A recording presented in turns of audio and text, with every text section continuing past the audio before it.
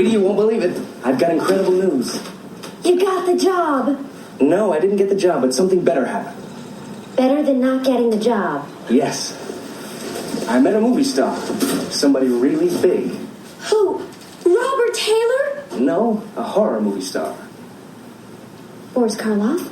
Close. The other one.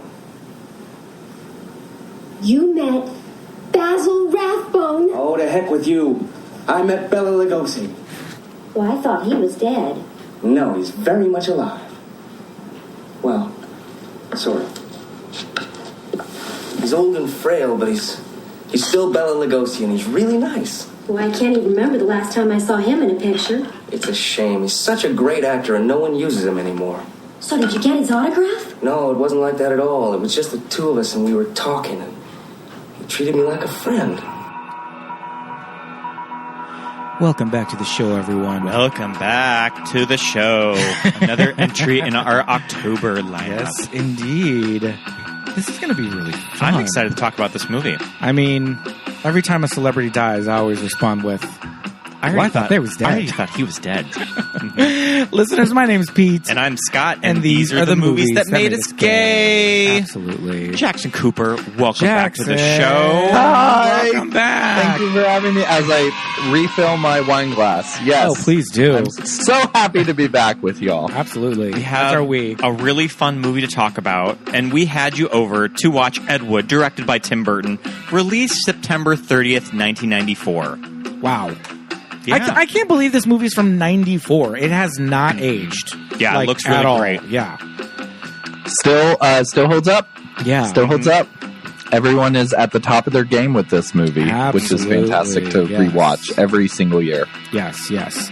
And every time I watch it, I just feel like as it moves along, more and more kind of characters get introduced and locations and movies that are being produced. And so I just get these memories of like, oh yeah, there's Vampira. Like you kind of forget about it when I start watching it again. And it also, I love it because it's that 90s movie making where it was really pre CGI. So everything was so practical and I don't know. I just like how much of a sort of a chamber piece it is. It's just all about the actors. It's all about the characters. Oh, definitely. Yeah. It's so great. And especially for a director like Tim Burton. And I mean, Tim Burton, we love the guy, but I think that he's sort of sometimes the poster director for style over substance.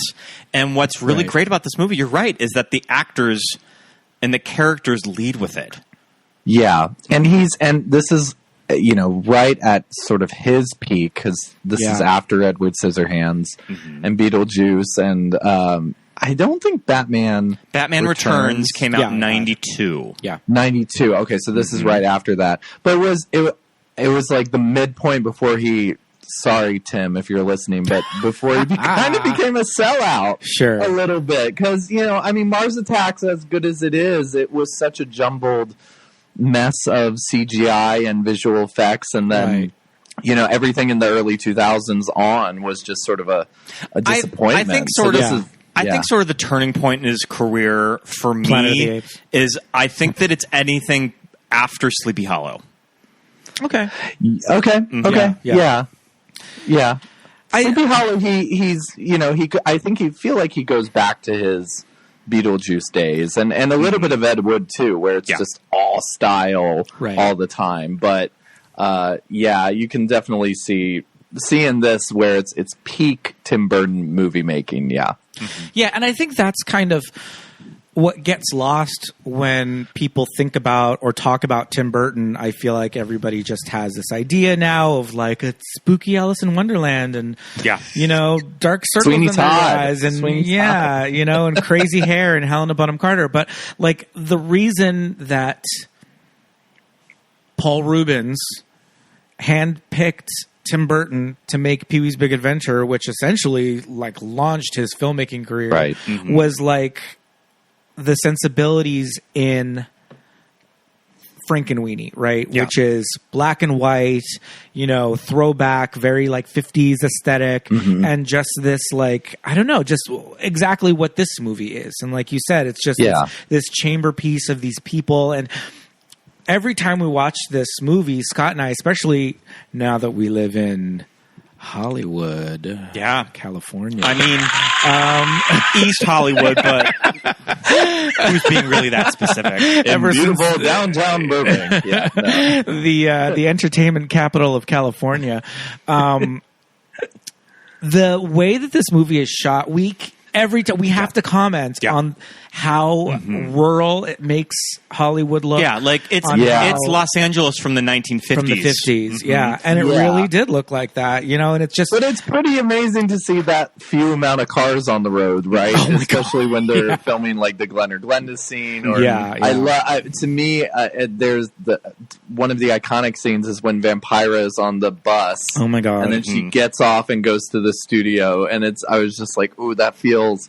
very peak LA kind of feeling for that. Vampira sitting on the bus in full beat. Everyone's staring at her, and she's so pissed. She's just like, fuck this job.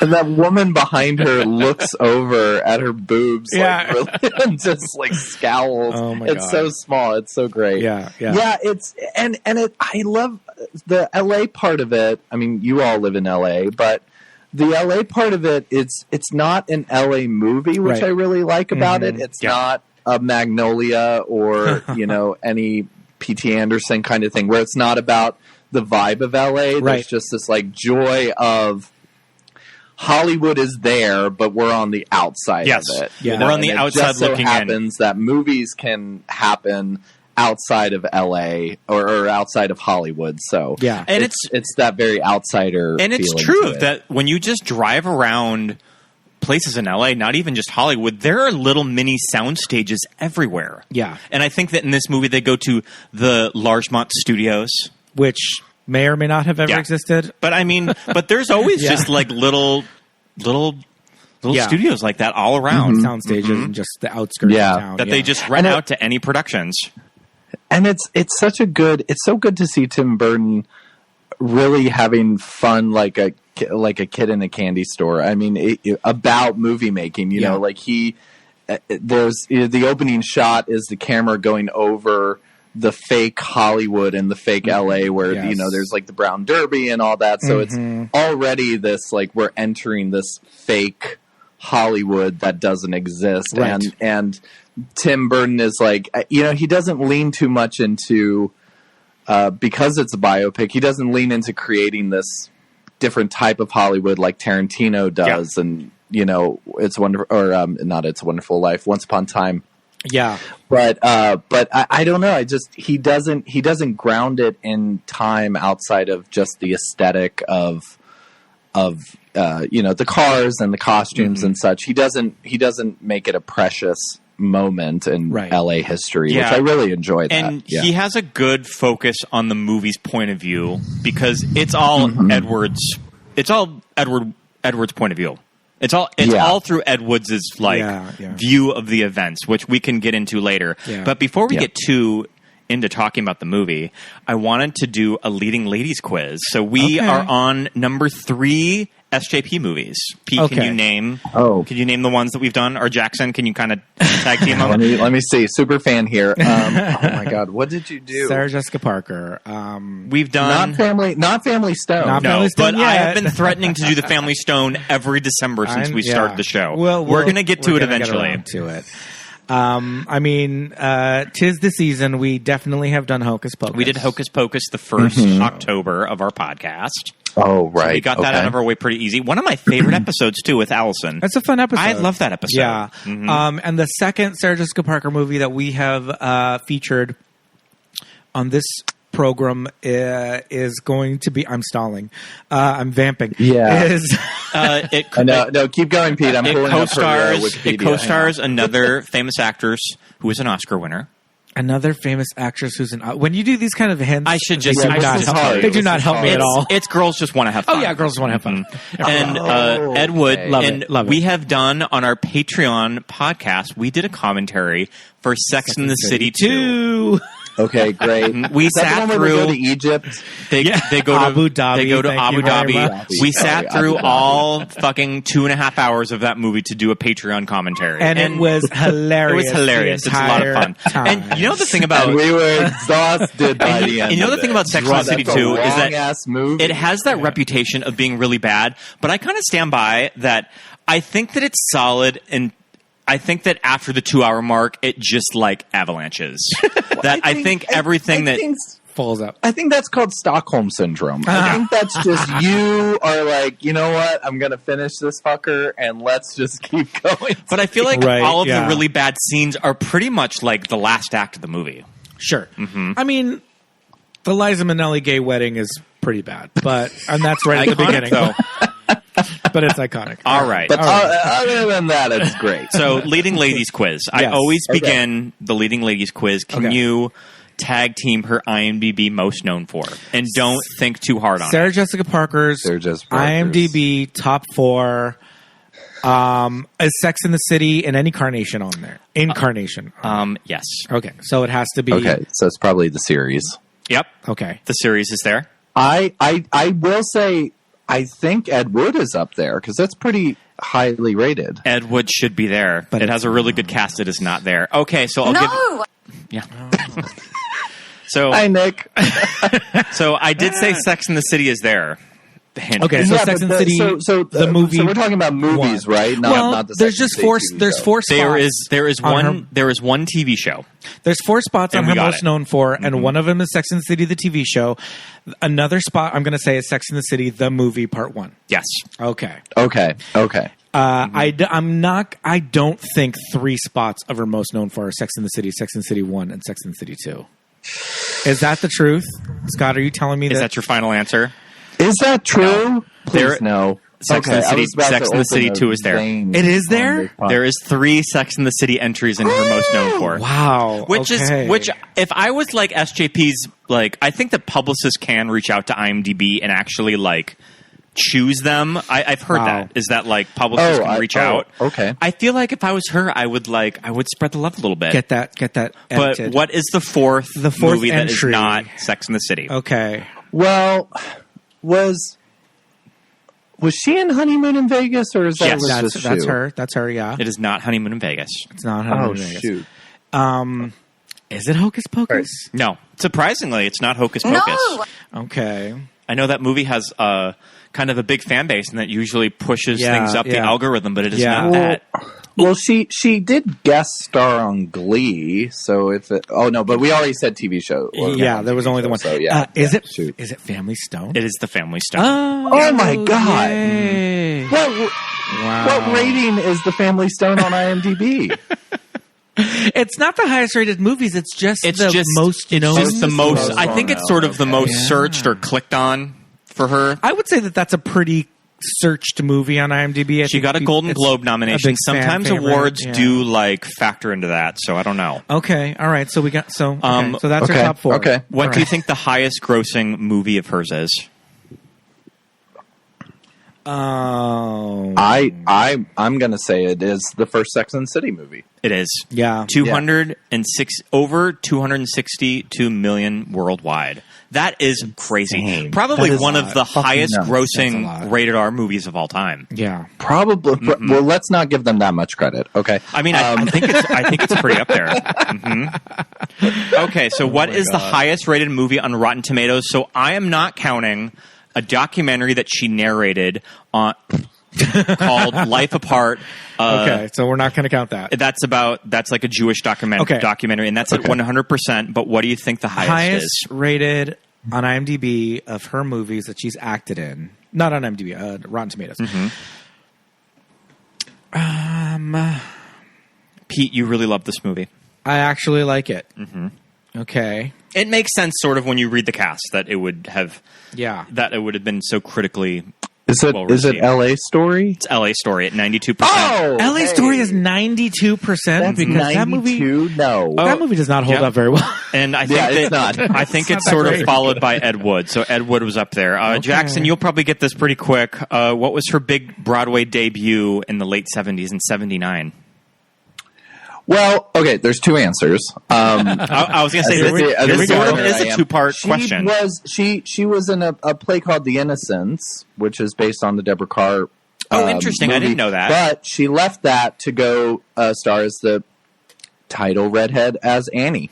Yes, Annie. So I think that she was originally cast as one of the orphans, and I think that she succeeded two other actresses. So I think that I don't think that she originated it, but I think that she was no. Andrew McArdle originated it. But yeah, she was definitely in the replacement. And Shelley Bruce. What is her first movie credit? SJP's first movie? Mm-hmm. Footloose? It's Footloose. Ooh, Footloose, Speaking of that, she started out on television. Yes. Who was opposite her in Square Pegs? Pete and I love Square Pegs. Do you mean who played Lauren, like her best friend? Yeah. I don't remember her name. Oh, I mean, you got the character. I almost wrote the character name, actually. Yeah, her best friend is Lauren. That should count. I know. It counts. Amy Linker. Amy Linker. I knew that. I love that character in Square Pegs. She's so good. I think she's Amy so Linker's funny. Great. Yeah. It's kind of a bummer that she just really didn't go on to do anything else. Yeah. Go rent Square Pegs if you can, kids. What is the second movie SJP made with Tim Burton?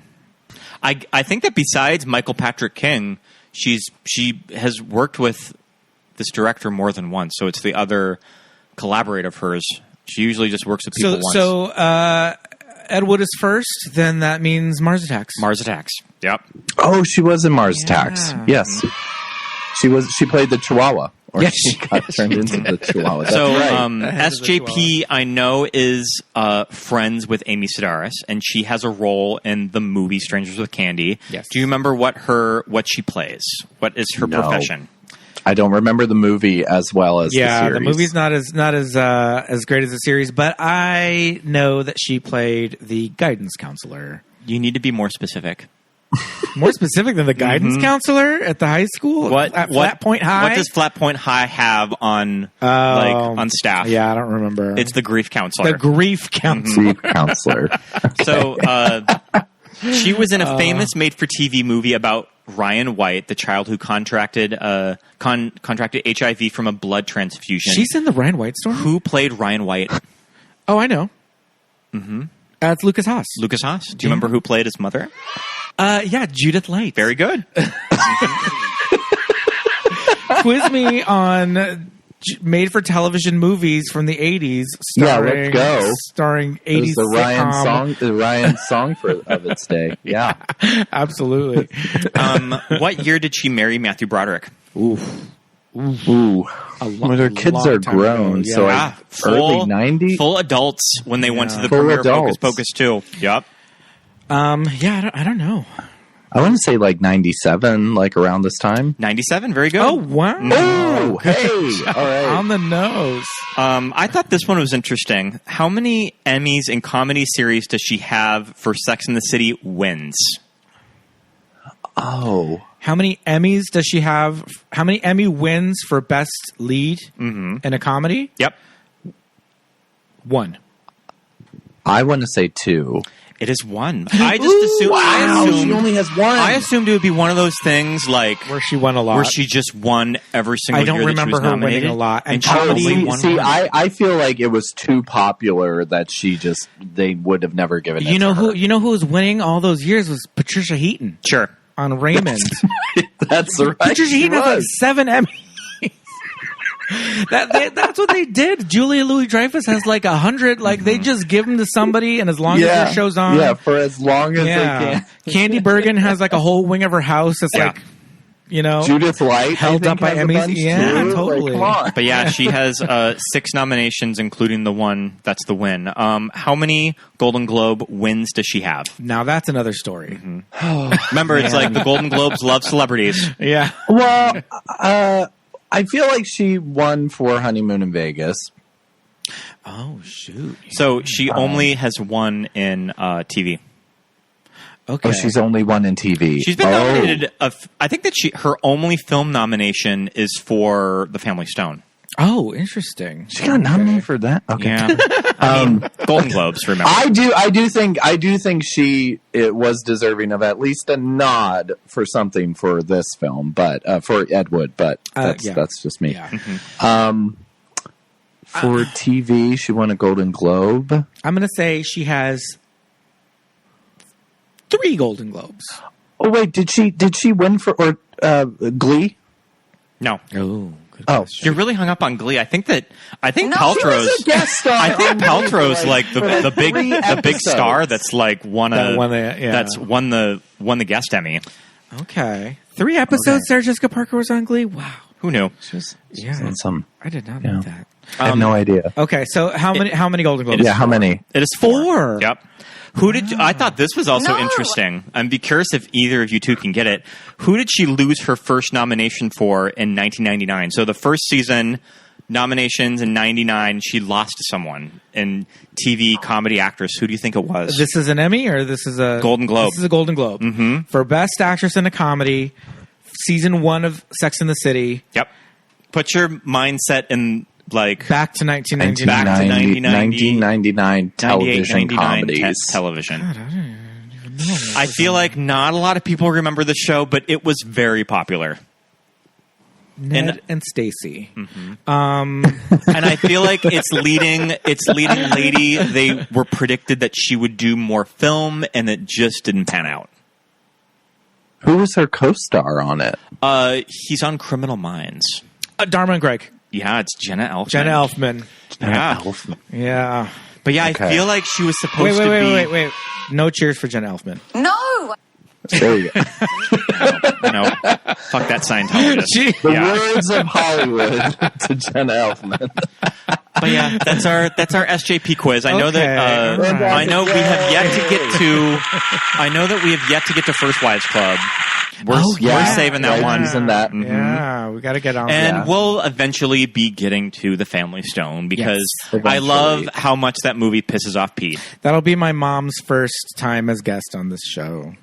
I love how much it angers Pete too. Yeah. And Pete, I watched it last Christmas. Angered me too. A lot of things about it angered me. It just makes you so mad. I don't care if she's dying. Claire Danes is a bitch in that. Anyway, back to Ed Wood. Thanks for listening, everybody. Yeah, thanks for the quiz. So I was reading that Ed Wood was originally developed at Columbia, and they put it in turnaround over Burton's decision to shoot it in black and white. And apparently that was a deal breaker. So he went back to Walt Disney Studios, which he had sort of a working relationship with them because he used to work for Disney Animation. Yeah. And they were fine with the black and white. And when you look back at it, like, I think you have to make this movie in black and white. Like, I can't even picture a version of the movie that's in color. Yeah. Well, and what's really cool in rewatching that in black and white is he's so intentional with how he uses the shadows and the camera angles. Like, there are scenes that are very much like very noir, kind of like the scene where Bella opens the door with the gun and the camera's sort of on the floor. So, yeah, I can't imagine it. And even, by the way, seeing it on like high def TV, you see how beautiful that cinematography is and how deep all of the sets are and the lighting is beautiful. It's great. I think it's the first time I noticed in that soundstage that they rent that the walls are lined in mattresses. Mm-hmm.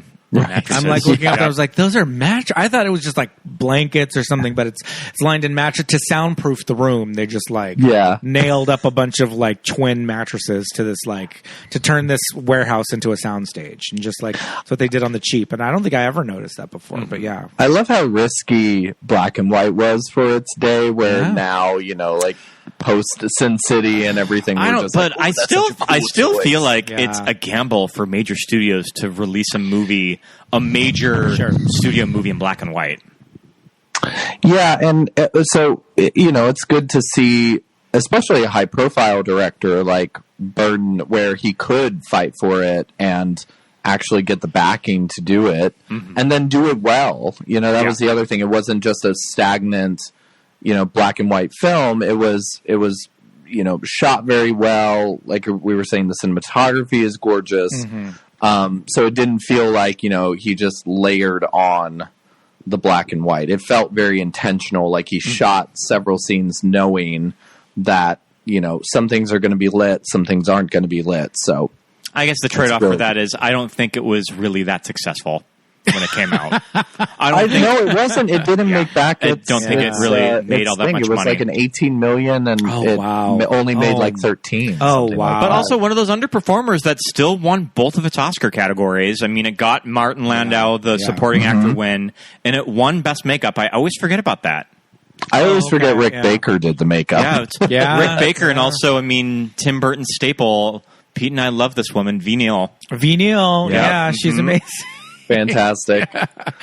And watching it last night, I recognized like how much makeup is actually in the film. I mean, it's Bill Murray and Vampira and Landau, but also like at one point I was looking at Johnny Depp. I was like, is he wearing like blush? But I can't tell because he just everything looks so good. Well, I wanted to comment on this is kind of, I mean, he's been kind of pioneering this whole like disappearing into the character and making kooky choices and all that. But I think at this point he was still kind of going back into a little bit more of a mainstream, if you will. I mean, there's nothing more mainstream than Pirates of the Caribbean. But do you know what I mean? Like a more straight movie, like, I don't know, what kind of The Game and all those, like, was he even in The Game? He's not in The Game. That's Michael Douglas and Sean Penn. I'm thinking of something else. Yeah. Not The Game.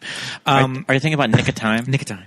Yeah. Nick of Time, yeah. But you know what I'm saying. And From Hell and all those movies, so now we think of Johnny Depp only doing these genre pictures and doing these crazy, Tim Burton performances where he just loses himself in the character and all that.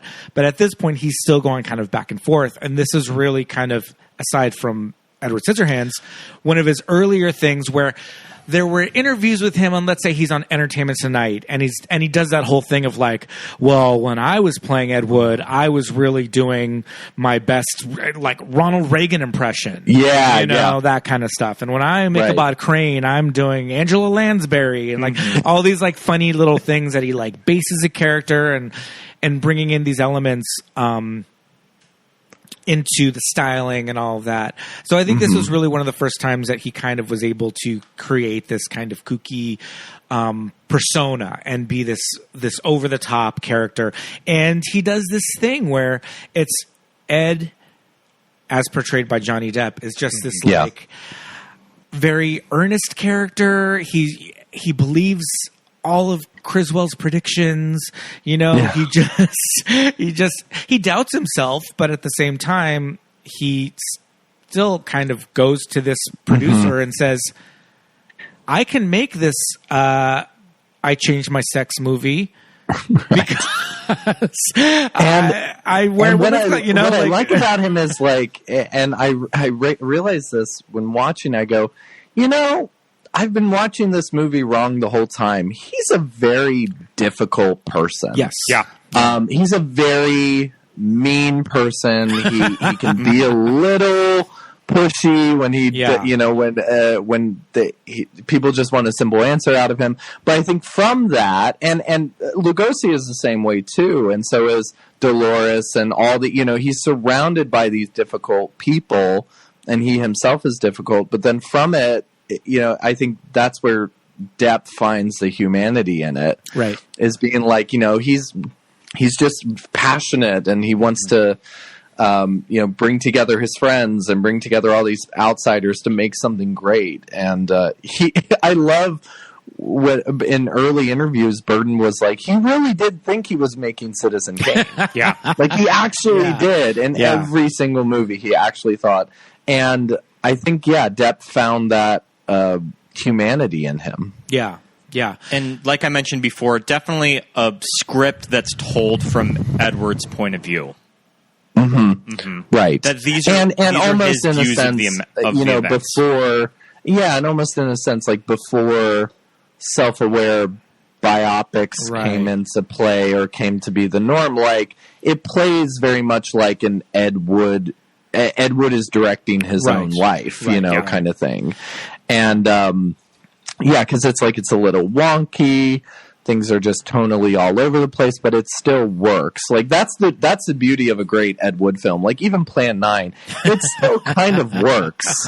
As much as you watch it, you're like, okay, there's a vision here, and it has, like you said, Scott, like a point of view, and we're going to go with it. So I think Larry and Scott did a good job with the screenplay with that. Their journey as screenwriters is so interesting because they did some movies. I was like, I fucking want to worship these guys at their feet, because I was like, they did Man on the Moon after this. Yeah. Mm-hmm. Or People versus Larry Flint, and then Man on the Moon. Like, what? And all of their movies sort of have this structure that they did in Ed Wood, especially with like Man on the Moon, People versus Larry Flint, Big Eyes, that you do have these stories about these misfit characters sort of living on the outside, and you just sort of these fringe characters as they kind of go about this journey, and you kind of see that path in all of their scripts. Well, what I appreciate about their take on the biography is that it's a time in their life. We don't need to see, Ed Wood going to see Dracula, Eddie Jr., little Eddie seeing Dracula in Poughkeepsie, in 1938. Like, all he has to do is say, it was the first movie I ever saw. We don't need all of that build up and everything. And not to say that type of, biopic is not good, but I'm just saying it works, and they structure it really well. And you're right. It's and Man on the Moon does that very well too, where it's like, how did this person become this person? Yeah. Which I think is a really good. It makes for a better movie too. That point in a person's life where they find their voice and they try stuff out, they fail, and then they succeed, or we know what's going to happen. Like that's a much better story than little Eddie going to see Dracula and then dying in obscurity, pretty much, from alcoholism, surrounded by nudie porn films and in novels, his 50s. Like I don't want to see that movie. And they knew that the three big and at his peak, and they knew the three big beats that they needed to do were Glen and Glenda, right? Bride of the Monster, Bride of the Monster, and Plan 9 from Outer Space. Like if you just asked any random cinephile, Ed Wood, top 3 movies, go. So here's my other thing about why I love this movie, and because when I was growing up and I got to know Ed Wood, I mean, YouTube was still there. By the way, I was born in 1994, so there you go. But like YouTube was there. There were DVDs. There were all this. When this came out, those movies were extremely hard to find. Yeah. So I love the spirit of it is like, some people won't ever know about these movies because they'll only come on TV, or you have to catch them in a late night screening. Like they weren't as readily available as they are now. So there's this spirit the whole time of like introducing the audience to these movies, and that's why I love the scenes where they're filming or the recreation of the scenes, which I realized last night it takes up a lot of the film time, but I don't care because it's like these people who were watching it in 1994 probably never saw those movies, so they had to see what the crap was, that Ed Wood was making. I think for me, the first time I was kind of introduced to Ed Wood as a filmmaker, I think the first time I ever heard of Plan 9 from Outer Space was on Seinfeld. Sure. Like just Jerry just talking about going to a screening and it's the worst movie ever made and I have to go, and then something happens in the episode where he has to cancel and he doesn't get to go see Plan 9 from Outer Space, and it's the worst movie, and everybody's like, why do you want to go see the worst movie ever made? And he's just like, because it's great, and I'm like, what is this? And then just, growing up through like the early stages of the internet and pre-YouTube, trying to track down things like that. And I don't think, or I'm sure it was shown in LA at like screenings and revivals and things, but I never made it a point to go out and find it. And I think I finally just saw it on, you know, late night basic cable. And then ultimately when, you know, is it in the public? I think it's in public domain. Oh yeah, it's in the public domain. All of his movies are in the public domain. Yeah. If I'm not so mistaken. That's how you can fully watch any of them on YouTube in their entirety right now, which is great. But yeah, I think the first time I actually did see them and Glen or Glenda was just like, that's what this is. Yeah. That's what this is. Kind of is this a movie? Going at that, we didn't start the episode with our first memories of watching this movie, but I remember discussing with my stepdad Don about film, and I think that I was probably talking to him about some magazine article that I was reading about the worst movies of all time. And Don was just like, well, you know, what's kind of regarded as the worst movie of all time is Plan 9 from Outer Space, directed by Ed Wood. Yeah. And I don't think that I was really all that familiar. And then he also was just like, oh, and they made a movie with Johnny Depp.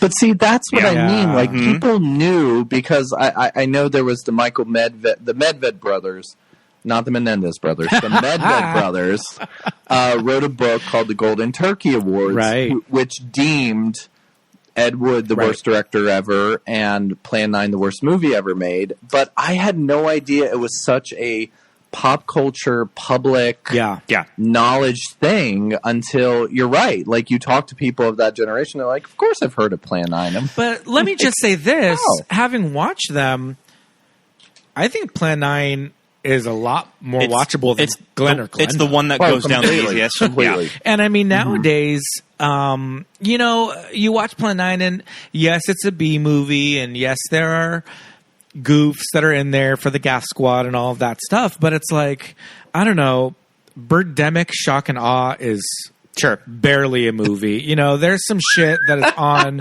Amazon Freddy Prime. Got Fingered, you know what I mean? Short Bus is watchable. All those movies.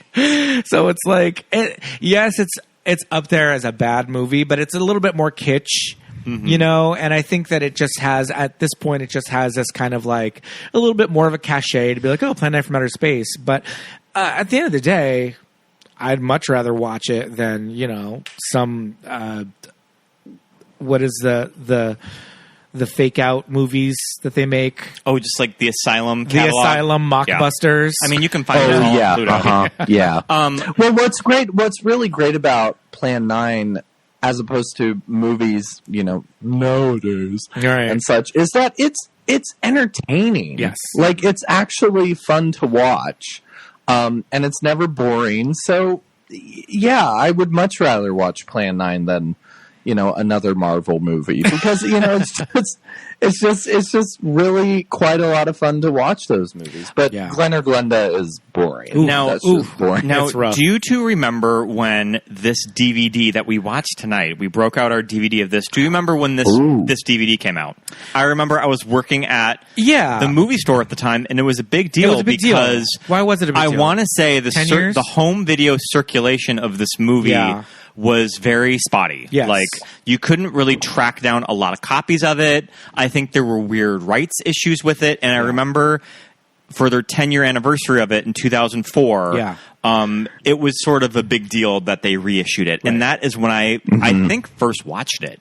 Right. Because I don't think that I could get a hold of it on Netflix, because the DVD was non-existent at that point. No, they were our video store did not have a copy of it on VHS, and I remember buying this movie sight unseen from Costco when I was in college, and I watched this in the dorms.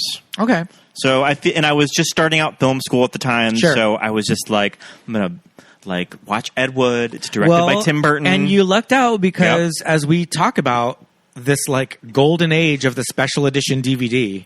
Like, there's a lot on that one. There's commentaries. There's like all this supplemental, you know, material on there. So it's a really great. And I also DVD. feel like them telling tidbits of the making of the movie that are pretty much all just transcribed to IMDb. I think all of those. I think all of those come from the commentary. The commentaries, because there's the writer's commentary and then the Tim Burton one. Yes. And I remember distinctly the thing about the DVD was the pink. Yes. Angora the pink sweater. Angora. Yeah, it's black and white, but she's like, handing him the sweater and it's pink. Pop. Yeah. Loved it. Popping out of that. Yeah. I just remember being so I saw it later. Well, no, I saw it when I was in high school. So when I was diving into B movies and watching Creature from the Haunted Sea and Carnival of Souls and Night of Living Dead and Plan 9, I don't think I watched Plan 9 first. I think I watched Ed Wood and then I watched all the Ed Wood movies. Sure. Yeah. I think that's probably a lot of people's journey. Because I couldn't believe that somebody could make a movie that was called the worst movie ever made. It just blew my mind. It just blew my mind that somebody had like unintentionally made the worst thing ever. And as an artist, it was really humbling to know that. Where it was just like, check yourself that you're that you're doing the right things. So I remember seeing this movie first, and it really, really had an impact. Because I was obsessed with Tim Burton from a young age. I mean, I knew Nightmare Before Christmas by heart by the time I was 6. And I loved Edward Scissorhands. I loved all of his movies. So, but this was one I kind of intentionally avoided because it was not Tim Burton-y. Right. Yeah. Sure. But then I watched it and I go, oh, there are full Tim Burton scenes in this. I mean, just the opening sequence in the graveyard, and then when they go to find the octopus too.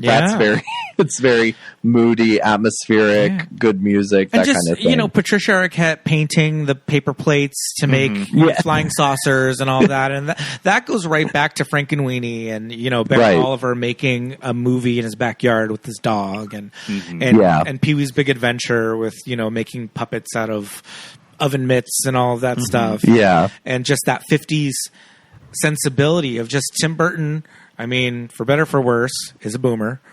Yep.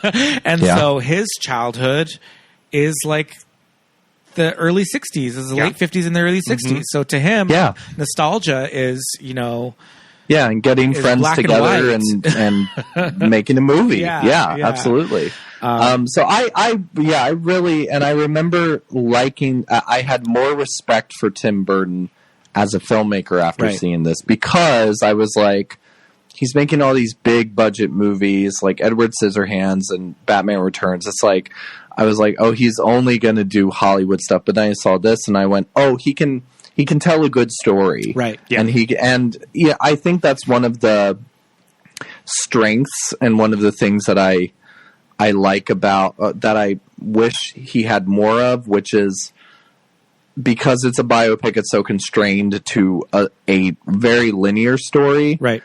And he's not allowed to do all these, tangents and off the wall ideas.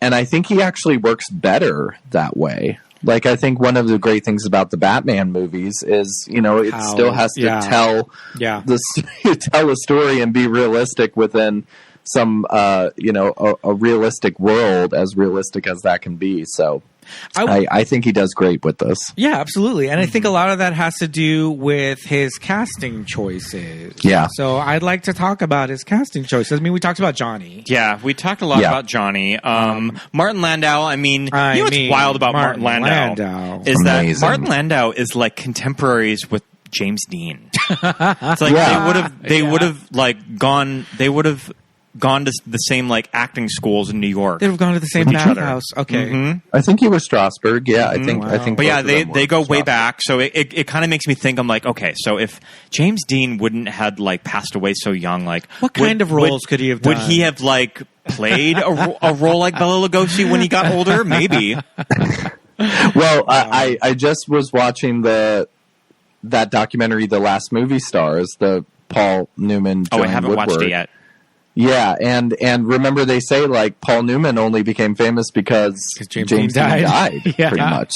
Yeah, and I think that Paul Newman was pretty close to getting Cal's brother in East of Eden, and it just didn't work out. Yeah. Yeah, Martin Landau. I remember at the time, he ultimately did go on to win the Oscar. He beat out Sam Jackson in Pulp Fiction. Yeah, and I know that Sam is still pretty pissed about it. Yeah, forgot about that. Yeah. Wow.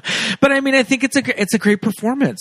I know that, you know, according to the IMDb trivia, I know that there is some contention with Bela Lugosi's estate and his family and his son over the portrayal, and you know, he didn't have this foul mouth, he wasn't this vulgar old man, you know. But it is funny. It's funny. It's almost, so he didn't deny the heroin. Okay, all right? Cool, yeah. Okay. You know what they said? They said he wasn't vulgar and he didn't have little dogs. But you know what? He was addicted to morphine and methadone. Yeah, right. It was, yeah. I was gonna say my father never swore. Did he do heroin? He never swore. Yeah. I almost think that it's like Martin Landau on SNL doing a Bela Lugosi bit, and it totally works. Like, it never... It's over the top Bela Lugosi, but that was his accent. That, that's literally vampire... Eastern European accent that people do is real. Doesn't the story go? And the story of him being like buried in the cloak, that was true. Yeah. And so you're like, yeah, of course this guy probably spoke like this all the time. And you don't deny that was who he was. And doesn't the story goes of when he was cast in Dracula that he barely spoke English and he was just pretty much learning his English lines phonetically. Probably, and you know what? We just did a revisit of Dracula the other night for our 31 Days of Horror. Yeah. And I'll say this about the movie. Not a movie that I love just because I think I want more of the novel and less of the play. But every single moment that Bela Lugosi is on screen, it's incredible. It's incredible. Yeah. Like, that performance is so great. I mean, objectively, Nosferatu is a better movie. As a movie, it's a better translation of the novel. Yeah. But yeah, I mean, you can't deny Lugosi's power. Mm-hmm. And I think the night I was watching, you guys were watching it, I was watching White Zombie. Oh, love which it. They watch in the movie. That's the one that Vampira. And he's incredible. He's so good in that. Yeah. He's just, he's speaking full lines of dialogue and is just creepy and awkward and you know, kind of a stalker in that one, but it's great. He's great. Scott, I think we both legitimately laughed out loud when Vampira cuts to commercial and she's like, "You're watching White Zombie starring blah blah," and a whole bunch of other people I don't know, I've never heard of. Yeah. Ooh. How scary. Her just droll voice. Oh, well then we have to talk about Lisa Marie. Lisa Marie as Vampira. Lisa Marie as Vampira, so good. And we love that they just refer to her as Vampira. Never her actual name. They never call her Maila Nurmi. Nope, not Maila Nurmi. Lisa Marie, I was looking her up today. I was like, I wish she was more famous. Me too. She was so good in this. And I was like, I feel like there's a great actress in there. Absolutely. She's so funny and so funny in She's good in all of the Tim Burton role, and like her brief run as his muse. Yeah, I mean, she's our favorite. She was in Mars. She was the lady alien in Mars Attacks. She's the main lady alien in Mars Attacks. This movie is kind of a train wreck, but we love her fabulous ape with the Rachel cut in Planet of the Apes. Planet of the Apes. Yep. Yeah, she does play an ape with the Rachel cut, and she's also Ichabod Crane's ghostly mother in Sleepy Hollow. Right, that's where I know her too. I was like, she was in something else, Sleepy Hollow. Yeah, she just has that like beautiful profile. Shout out to our itsy bitsy teeny weeny little Sleepy point Hollow of a nose. Nose, yes. I also love Vampira a blonde. Yeah, when she would take the wig off. She would take the wig off. I don't know if Milo actually was a blonde at that time, but I think it's just to show the contrast that this was a character that she played on television. Yeah. And I mean, Maila Nurmi deserves a podcast episode of her own. I think there probably are several podcasts about her. I was going to say, I think You Must Remember This did an entire podcast There's that documentary narrated by Bill Hader, I remember. Buried in Hollywood Forever. She's in Hollywood Forever Cemetery. And she was a very quirky, kind of a punk rock, kind of an edgy fringe person. And I think they show that in this movie when she's at the Brown Derby with her entourage of just like kooky. I love Oliver. Kooky, I love all of her fabulous 50s friends. Fabulous, like did you breakfast notice at Tiffany's party background extras? Did you notice that the two Asian women, the twins, they're in Big Fish? They're the Siamese twins. Oh, those are the Siamese twins. That's the same actresses. Yeah. No way. Yeah. So Tim Burton's got his little. Yeah, he's got his little like. He's got his little entourage company. too. Yeah, his repertoire. I love too. You know, I mean, of course, Vampira deserves her own movie and series because there was a great book written about her. It was less a biography and more about her as, you know, in America at that time, no one had seen, you know, tits like that on screen, and you know, someone who exuded that kind of sexual energy, and especially someone that children would have grown up on at the time, watching television. And then Elvira comes along, and then she tried. Yeah, I love the story that she tried to sue Elvira for stealing her gig, and didn't and lost very hard. I love they felt that they needed to put that in the credit text because I mean we were all thinking it watching the movie, and I'm glad that they at least addressed it at the end. Yes, exactly. And I forgot they put it at the end, and then when it happened, I went, "Oh, they got the right idea." Yeah. Good. Yeah. But you know, like Maila, and I'm glad that Lisa Marie was able to do this. You know, in the 50s, I mean, everybody has this nostalgic view of, you know, Happy Days in the 50s being so wholesome, but there was a, you know, subversive side to it.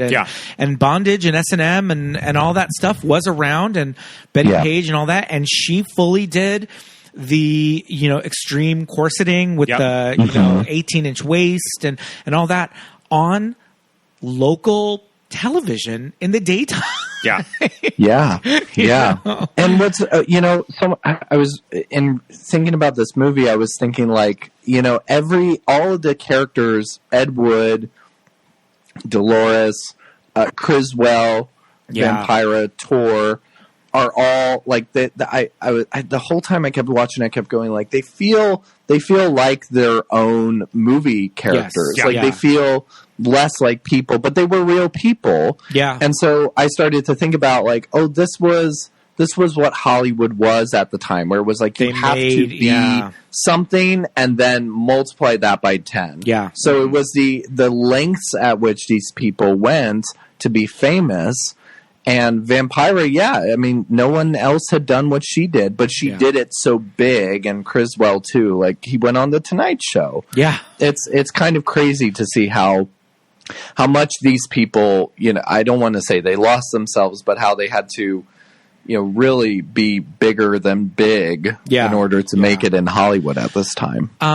I want to talk about Sarah. I mean, we've been talking about Sarah Jessica Parker. Yeah, I was going to say we need to talk about the character of Dolores. The way she plays Dolores, because obviously Johnny is playing it so kind of like big and 50s and just that very like delivery, right?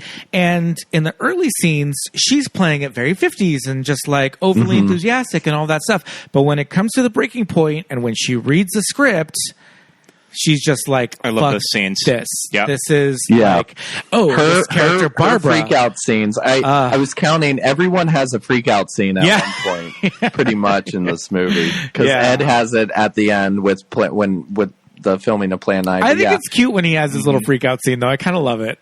With the Baptist producers that are just like getting on his nerves. I can't take it anymore. Yeah. But when she's just like, this character, Barbara. She gets pretty. Also, I mean, other than Lugosi, I mean, to hear a woman swear in that movie, like, that was the thing, too, where she's like, what kind of sick fuck thinks of this? I'm like, whoa, all right. Yeah. And I know that there's a point of contention with the real Dolores Fuller, that she felt like, I think the portrayal of her by SJP was a little broad, and I know that she was very vocal that Sarah never reached out to me to ask me questions. I think Sarah just read the script and was just like, this is the character, and I'm not really going to reach out to the real person. Right. I'm going which is in the script and on the page. She probably didn't have the kind of investment in it that Tim and Johnny definitely did. I mean, there's an interview with Johnny Depp talking about oh my gosh, Patricia Arquette's character. Yeah. Mm-hmm. Sorry. What's her name? Her name is Kathy. Kathy O'Hara. Kathy. Yes, yep. Kathy. I was like Karen? Kathy. Where Kathy would visit the set. Yeah. Oh, okay. You know, and she gave him Ed's wallet. Okay. With like social security card and, you know, ID. Because she was his last wife. She was his last wife till he died. So yeah. She, I think married over like 20 years. Yeah. Mm-hmm. Yeah. Okay. Wow, that's really cool. I mean... And then, and the reporter was asking him, you know, like, have you reached out? And he's like, no, but I heard she really liked it. So yeah. So, I mean, Kathy liked it, but Dolores, and Dolores in the movie is not supposed to be a good person. Yeah, well, I don't think she's kind of she's kind of like dampening his dream. Okay, yeah. And she is the only person, and we have to talk about this. You know, Ed Wood's transvesticism. Mm-hmm. You know, I would say just cross-dresser is the word that probably cross-dresser is probably the best word now. She's the only person that doesn't react or that reacts negatively to him being a cross-dresser. The very, you know, butch masculine movie producer, financier guy. I love that scene. Love that guy. Just eating a pastrami sandwich, talking about the sex change movie. I changed my sex. It's called I Changed My Sex. I can't change the poster title now. Love that. It opens in 9 weeks in Tulsa. That's right, yeah. What do I got? I got 9 weeks in Tulsa. That's what I got. It ain't opening in L.A. So good. And just so interesting. At first I was like, is that Danny Aiello? Right, no. yeah. Very, I was thinking the same very thing. Danny Aiello and vibe. Just so interesting that at that time, just sort of the Christine Jorgensen story and just this weird niche of movies that sell in certain areas of the country. Well, that's a whole other topic, too. Regional. It's very interesting. Yeah. It's like, well, that's my other niche is exploitation movies of that time. But yes, I mean, and that these were nudie cutie films. Right. So to speak. So these were movies about, you know, just how much bare skin can we show and call it a movie. Right. Yeah. This was also the era I was laughing because, you know, I love researching exploitation movies and B movies of this time. There were circuits where, in addition to the nudie cutie films, like literal movies about nudist colonies, there were also full-on movies that were women wrestling movies. Sure. And they were just like full movies of just 90 minutes women. 90 minutes of just women wrestling. There's one called Pin Down Girl. Oh my God. With Peaches. Her name is Peaches, the wrestler. Oh my God. And they would just insert wrestling footage and then like film a film that was this kind of like mob so like a porno, but like insert that into those movies. Well, so those were the things. The interesting thing is that like John Waters talks about it. Tarantino obviously talks about it a lot, but the idea of like almost like grindhouse movie theaters or niche movie theaters that would show one type of a movie. Yeah. Right. You know? Right. And these not quite on the level production companies that, what does he tell Ed Wood? I need you to shoot this movie in 4 days for, you know, X amount of money. Very Roger Corman. He's like, I only have this amount of money and, you know. Yeah. And it's opening in 9 weeks and just get it done. I don't give a shit what, you know, you make, but just make because they would take movie. them and then they would insert, you know, full on sex scenes or nudity or these wrestling things and then market it as a totally different picture. Which was really fascinating. Yeah. And so that's why I think like mainstream moviegoers, the industry that we know today and for the last 50 years is completely different than what was going on like in the 50s when there was just kind of a free-for-all wild just sort west of like selling a movie to literally directly to a movie theater owner. Yeah, and at the time it was you're right, Pete, it was like selling directly to the theaters and the owners, but also in the 30s, it was very much like showman. Like people would travel around to cities. Yeah, I mean, and isn't show that these what, movies. Isn't that what Bob And then Shea in the 50s, it just became like, yeah. Which Bob Shea from New Line would like drive around to movie Right. houses With pink flamingos. with pink flamingos in the back of his car. Yeah. I was mean, the but that 70s. goes back to the 30s. But in the 50s, it became a marketing thing because they realized they could just, make so much money off of the kids and the drive-ins and all those things. So they just were selling the circuits. Yeah.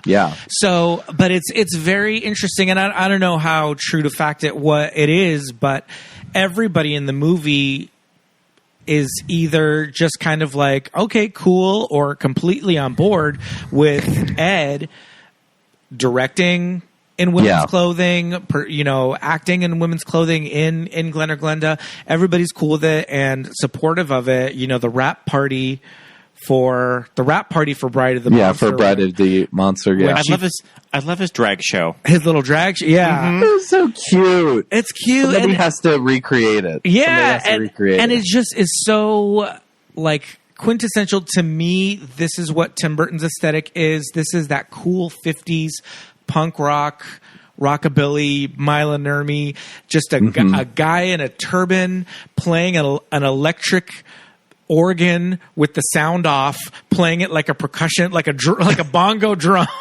Yeah. And just crazy people around, and Johnny Depp in a belly dancer outfit and an angora shrug with gloves. and that everyone I almost, I'm embarrassed to admit, I was almost like tearing up at that moment at the time, because I was like, it's so nice, where it was just like everyone is supportive. You're right. Like the only person is Dolores who doesn't like it.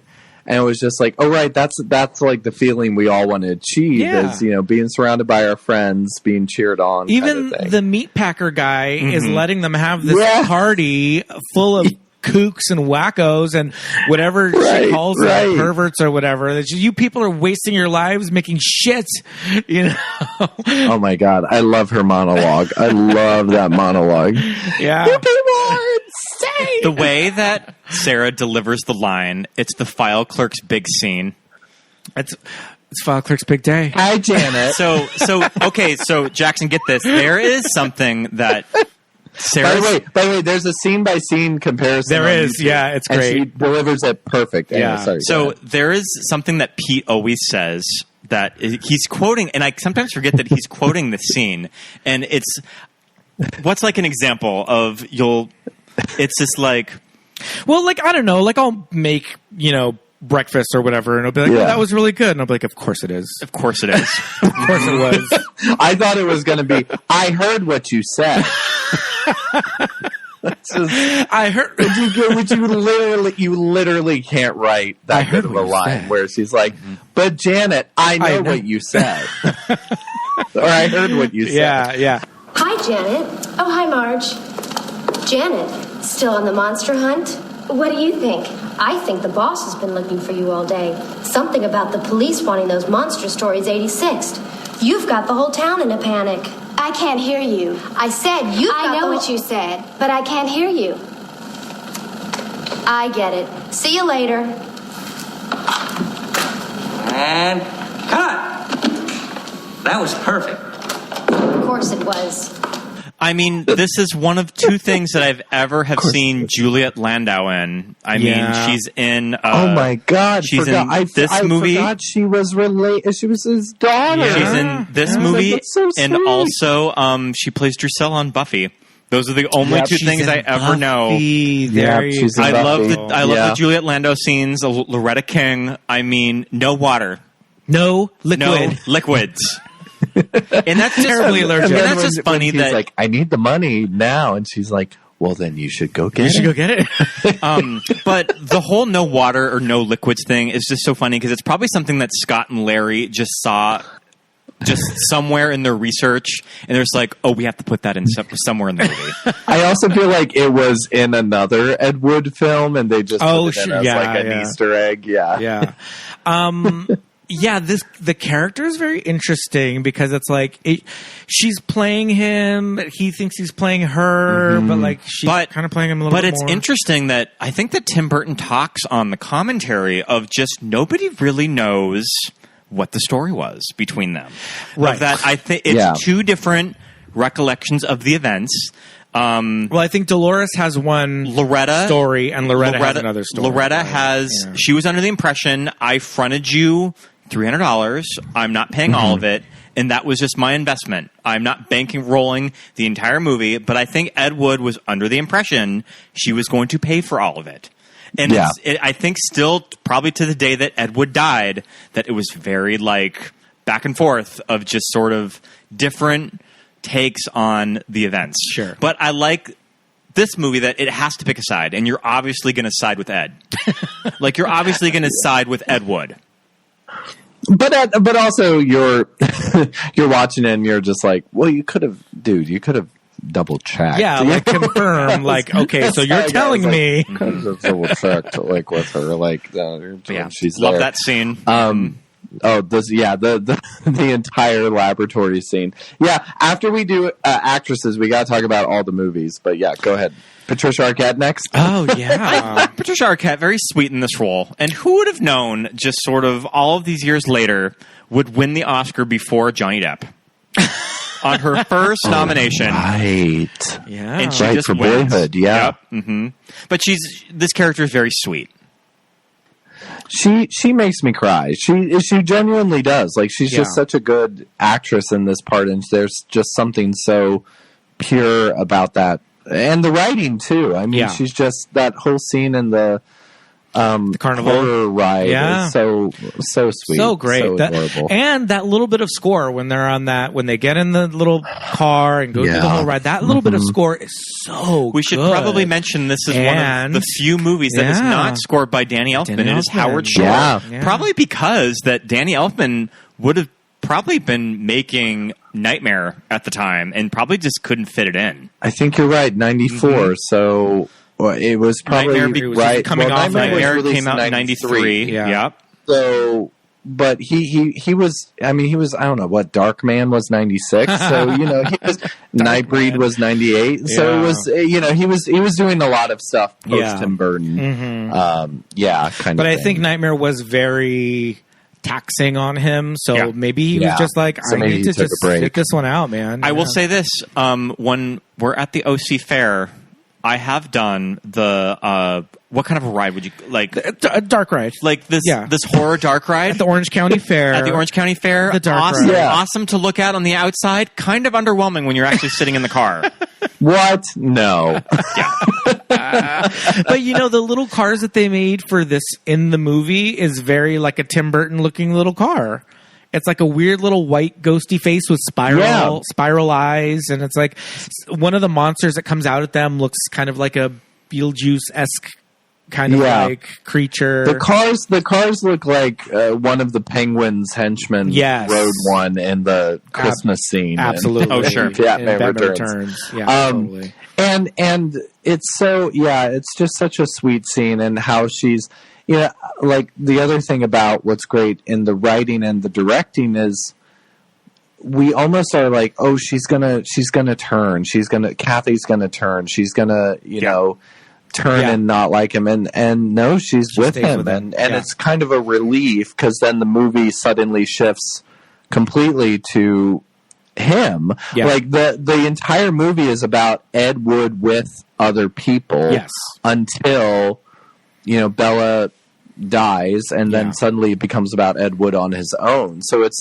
this beautiful thing about him trying to find companionship, and then realizing that he's himself. He needs to be with himself, which is great. It's in that third act when they get the financing from the Baptists who want them all to be baptized, and they're in a pool in a backyard, probably somewhere in the valley, and Bill Murray as Bunny Breckenridge gets dunked, and he's swimming over to Ed, and they're sitting there against the side of the pool, and he says, how do you do it? how do you get all your friends to get baptized? Yeah, exactly. So you can make a movie. And it's like, that's it. That's what this movie is. Yeah. You know, and I think in about that, yeah. I don't think that line is in the is that line in the trailer? I don't think that scene's in the trailer. And I think today, that would like lead the trailer. You know what I mean? For like sure. that's Yeah. it. That's the movie right there. It's like, Yeah. how do you do it? Like, you just love making these shitty movies and all these people. And I think that's what is so cool about it. And I don't know if it's just Tim Burton's, because he does this as well, keeps this kind of repertory of actors and behind the scenes people, cinematographers he works with time and time again, editors, all this stuff, you know, and we see that in this movie. We see, you know, the two cops that are with him from the shitty play at the very beginning that are with him all the way through, you know, and who stayed with him, by the way, like through his later movies. We're in Jailbait and Night of the Ghouls. Yeah, I forget what's his name. Paul Marco. Paul Marco and Conrad Brooks. Yeah. And he plays, by the way, in all of his Ed Wood movies, he plays the same character name. The cop? And the cop, Officer something. Who just doesn't want to be there? Same character name, literally the same name in every movie he plays. I love that. Bread and Monster and Plan 9 and then Night of the Ghouls and Jailbait. Yeah. Oh, my God. I looked it up. I was like, wait, he's playing the same character. Yeah. Max Casella. And Brent Hinckley, Max Casella from Doogie Howser. Vinny Del Pino from Doogie Howser. Cutie Patootie. Yeah, little short king, Max Casella.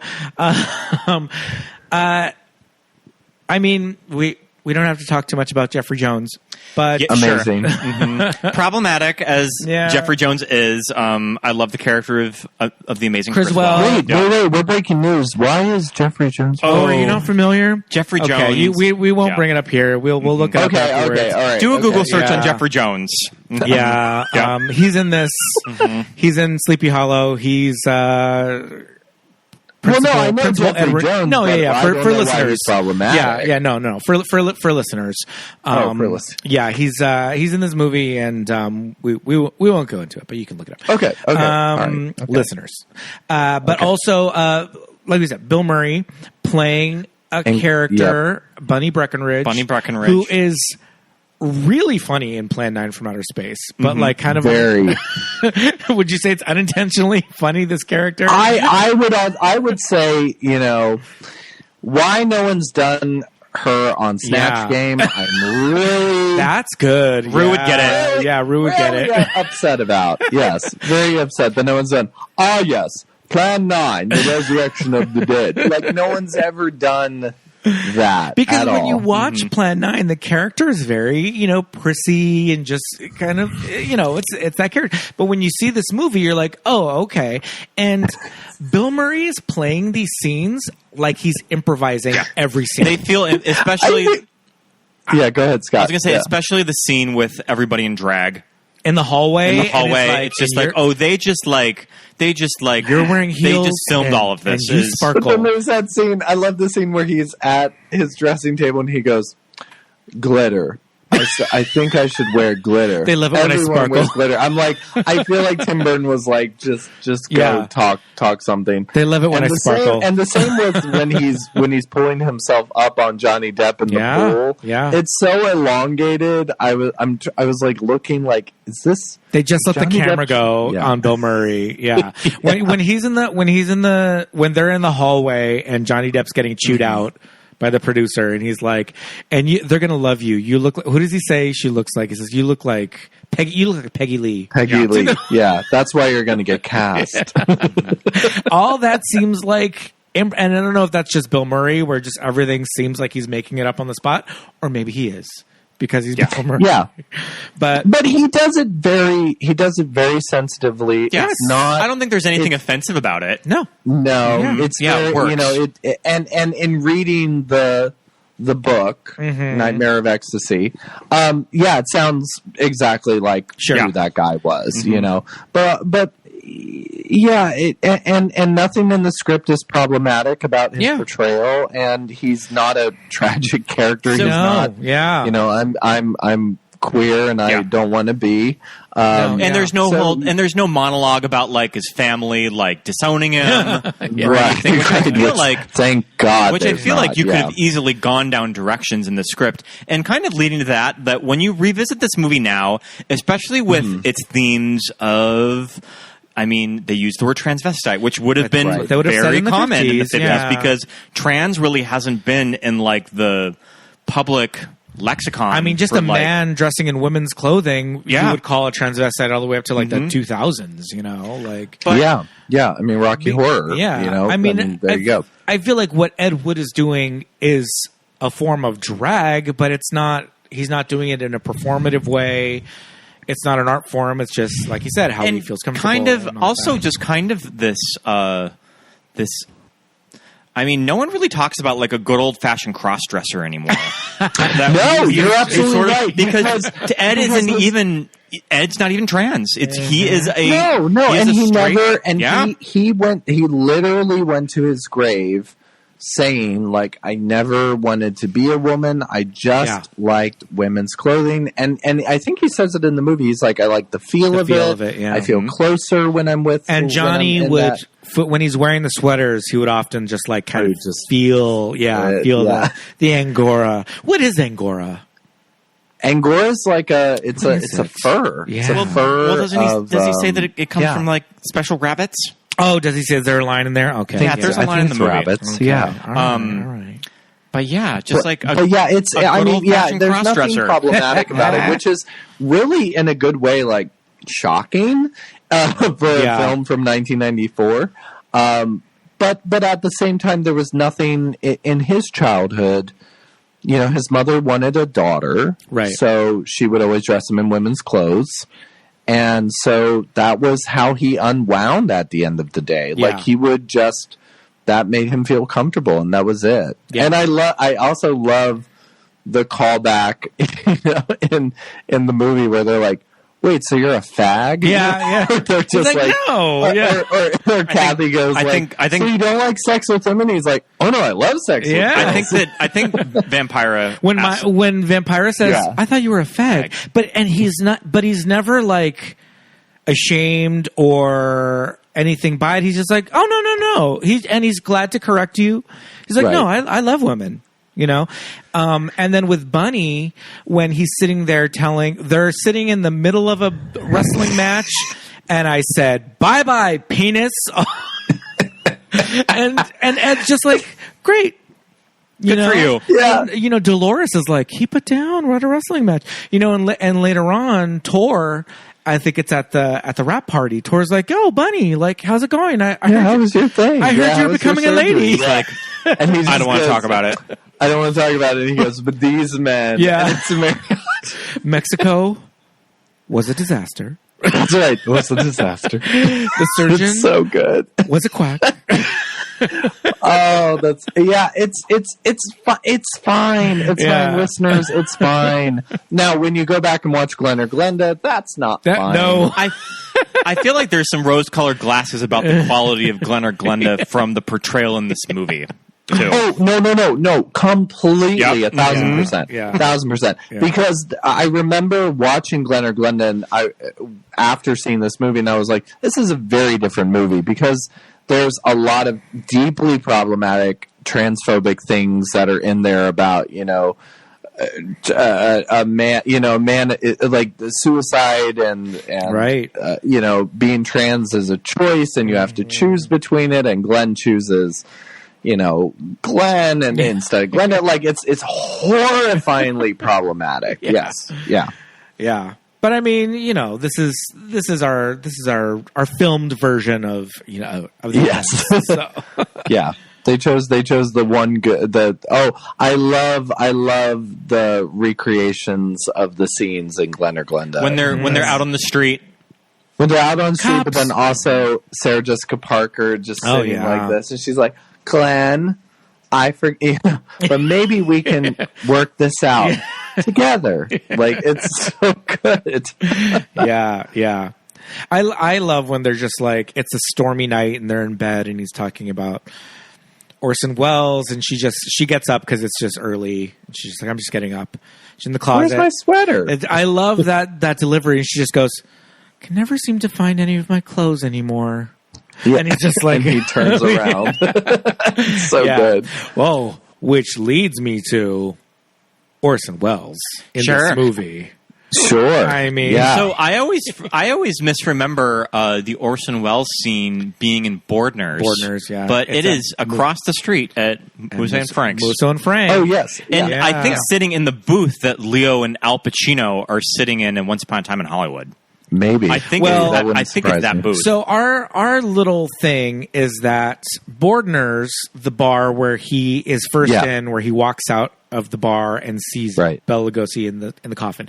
This is a real bar in Hollywood that exists to this day. It's right across the street from WoW. Listeners, it is right across the street from WoW World of Wonder production studios that produces RuPaul's Drag Race. Mm-hmm. And Bordner's is... Scott and I have kind of been obsessed with this bar because I love Bordner's. It's in Ed Wood. It's a classic LA Hollywood bar. I want to go. And when I come visit y'all, we're going. We're taking it has those booths. It has all those booths are still there, and it looks very similar. And we can go. It's right off a train stop. You can just walk. It's right on the Walk of Fame, and the storefront where Bela Lugosi is in a coffin. That storefront is there, but it's not a coffin store. I don't know what it's probably. I don't even think it's anything. It's probably a head shop now because things are things are either head shops or souvenirs or stripper clothes. But you on Hollywood Boulevard. You see the gate that leads into the club right behind Bordner's. There is a nightclub that's behind it. The building's kind of funky. It's on a side street. It's not on Hollywood Boulevard.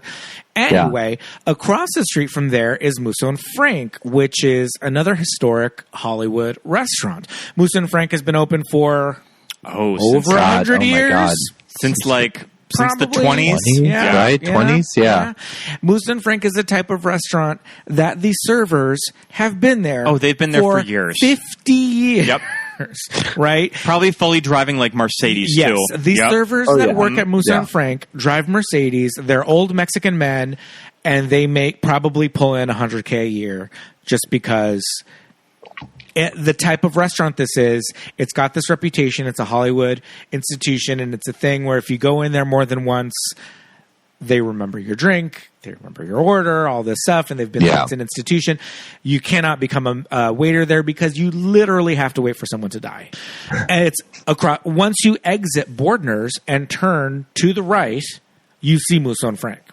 And so that is where he has his interaction, apocryphal maybe, with Orson Welles, played by Vincent D'Onofrio, voiced by Maurice LaMarche, voice actor extraordinaire. Oh, listeners, you may remember him as the Brain, Pinky and the Brain, from Pinky and the Brain. Yes, pretty much doing that character. I didn't know that it was. I'm learning just now that it was. Acted and then voiced. It's not amazing. Maurice LaMarche is not credited in the movie, but when you listen to it, it is literally the Brain from Pinky and the Brain, which is just an Orson Welles impression. Yeah. And Maurice LaMarche is an incredible voiceover actor. He is clinically insane. As most voiceover guys are. I own the box set of The Critic television series. Who's he in The Critic? Several characters on The Critic. He's a lot of characters on The Critic. I've never seen The Critic. You need to watch The Critic. You'd love it.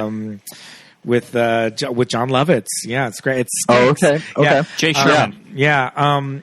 So it's a very interesting show. I mean, Vincent D'Onofrio looks very much like very much, like Orson especially Welles.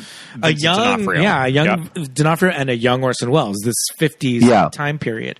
But it was, I don't know. I wonder if they just hired him based on the look and maybe I don't know, after the performance. I don't know how that shook out. But what's interesting about that is that I kept looking up, did that actually happen? No. It never happened. It's a fun scene of the movie that the greatest director of all time is. And his idol and who is like patterning his career after. But I thought that was a really great move by Larry and Scott in the screenplay, where it was like, okay, now it's becoming a Hollywood fantasy. He needs to, where it's like, I get to meet my hero. He needs to have his talk with him. Yeah. Mm-hmm. And it kind of turns the tide on Act 3. And it goes into this montage, this amazing montage of incredible. Incredible seeing all of that. Yeah, so good. And what you, Jackson, mentioned at the beginning of this movie, it starts off with Criswell, which is a recreation of. Is it the beginning of Plan 9, Criswell? Yeah, it's beginning of Plan 9. The little miniature house and all of that. Greetings, my friends. Yes, that's the beginning of Plan 9. We get the amazing credit sequence, but we get miniature Hollywood, a miniature version of Hollywood. Yeah, fake Hollywood. We also get it at the end when they cut from the Pantages, and it's a really seamless cut. Yeah, it goes beautiful cut. It looks really beautiful cut. Yeah, yes, because it goes up. And I rewound it because I was like, "Is the crowd CGI?" Yeah, we were like, "Where is it? What's going on?" It's the marquee. I think it's the marquee. Because they can recreate the marquee in one size and then do a forced perspective and all that. And then, and we're like, there's a Hollywood Tower Hotel and there's like all this stuff. But all of that stuff is in Ed Wood. He did create these miniatures of Hollywood with burning paper plates and all that stuff. So it's just this very like meta and also nod kind to of movies. Meta to the opening shot of Beetlejuice. Yeah. True. Yeah. The flyover of the town. Yeah. Tim Burton. I remember being, in my room watching like my VHS of Edward Scissorhands, thinking Tim Burton opens all of his movies this way, with this flyover of the credits. Yeah. Edward Scissorhands, Nightmare Before Christmas, Beetlejuice, they all have a flyover of something with the credits and the camera just panning over everything. Yeah. And I remember being like a teenager thinking, oh my God. Batman Returns. Batman Returns. Yes. Batman Returns, because it's in the zoo. The park. Yeah, the Central Park. Well, not Central Park, but yeah. So, very, these Tim Burton-y little touches, but adding the Ed Wood quality to it with the miniatures, but it fits. That's the thing. That's what I loved about watching this movie was I was like, oh, it fits Ed Wood. It fits the and that's why Tim is so good for this material. Right. Which it seems like a perfect match. Yeah. Did you guys read who the original director was for this movie? Wasn't it the guy who did Heathers? Yeah, it's Michael Lyman. Yeah. Isn't he? He's on this somewhere as a producer. Yeah, that's why I noticed his name and I was like, Michael Lehman. What? I think it was because he worked with Burton and he basically handed off the. It was a weird scheduling conflict with Airheads. Well, both didn't do well. So, and maybe something that Tim Burton was always intending to produce. Sure, and he just stepped up to the plate to direct it. Yeah. Who else was? I mean, everyone in the cast was fantastic. Yeah, and they got a professional wrestler for Tor Johnson, right? Who was great. George the Animal Steel. George Animal Steel. Like you said, though, these characters, these people in the 50s had these personas that were just kind of extensions of themselves. And George the Animal Steel, when you look at pictures of Tor Johnson and Ed, it looks like it looks like him. You can't tell who's who. Completely, it's insane. Yeah. The casting is just so like spot on with everybody.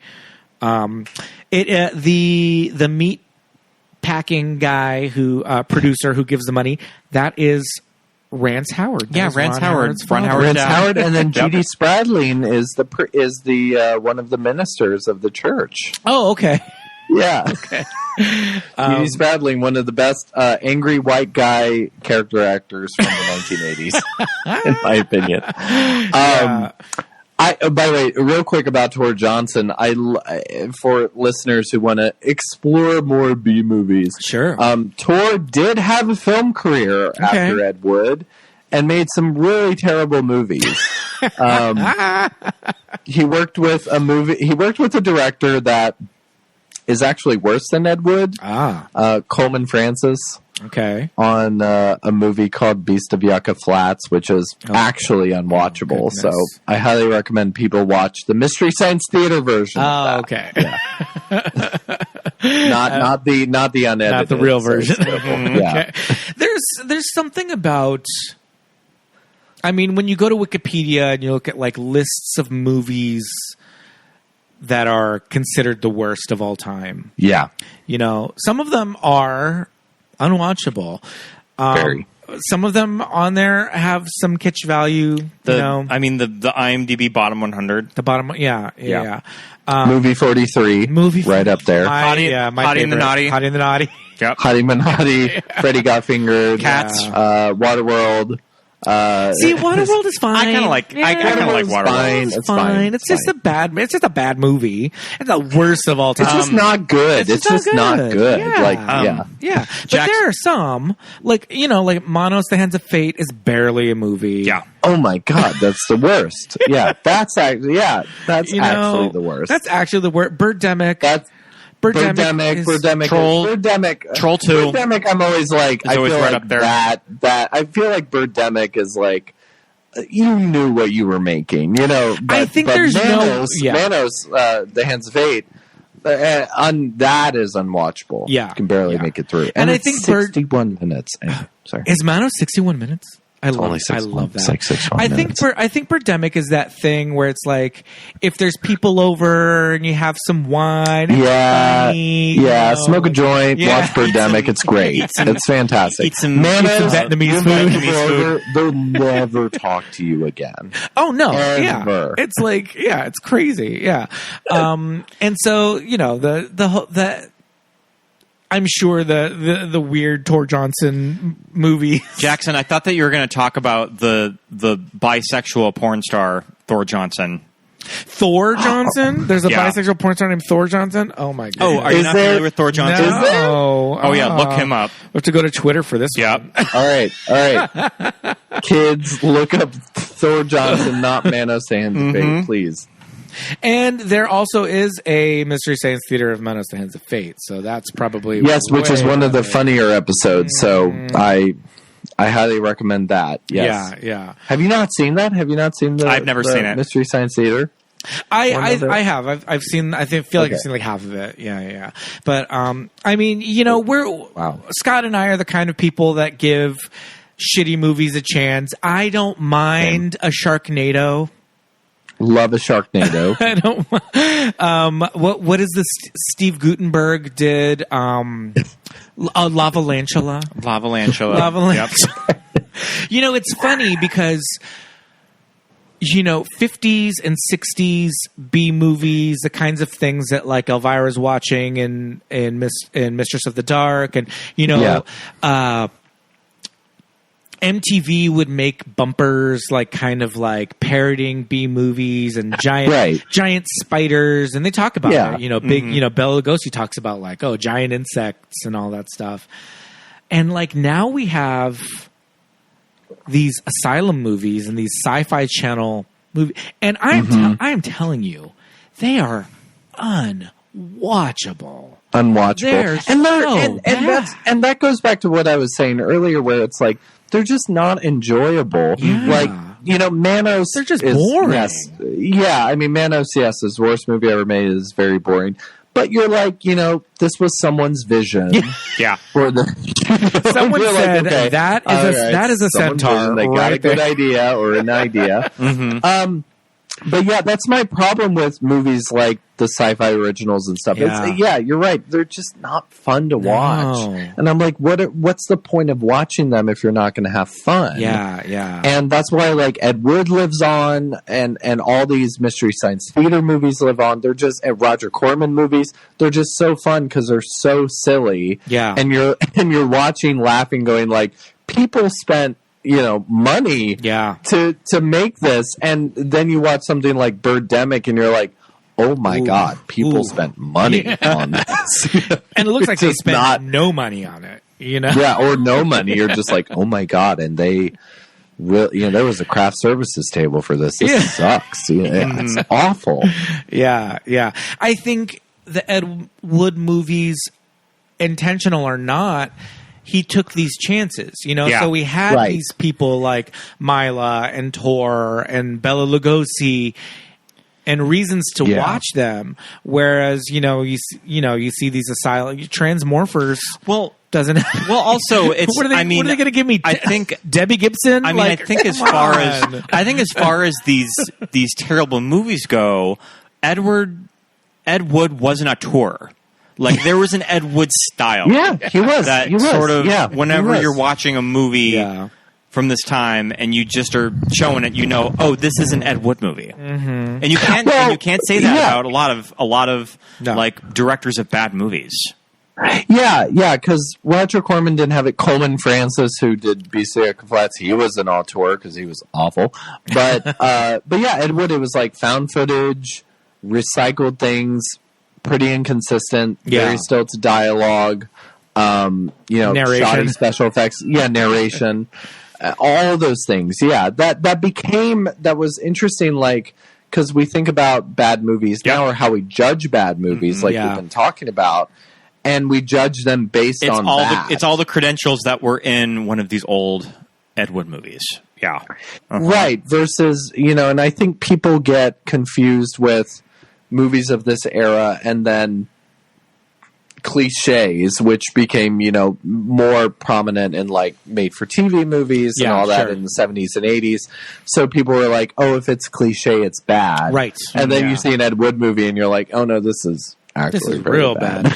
I think the idea of like, hey, I could make an entire movie on stock footage. Yeah. Completely. I love that. I love that scene. I love it. Of that old guy showing him that footage. That's fucking smart, man. Like he's using what he's got. And then he gets an idea when he's watching that. He's like, suddenly there's a storm. He's just like creating the film on his own. When he said, go ahead. When he says, "There's mysterious explosions and it's scaring all the buffalo." That's also a really good scene of just the screenwriters like building their world of that. They have a relationship. Right. Absolutely. That he goes and looks at all of the stock footage that just comes through this studio. He's just a PA. Worker. He's just a PA at Universal lugging shit back and forth.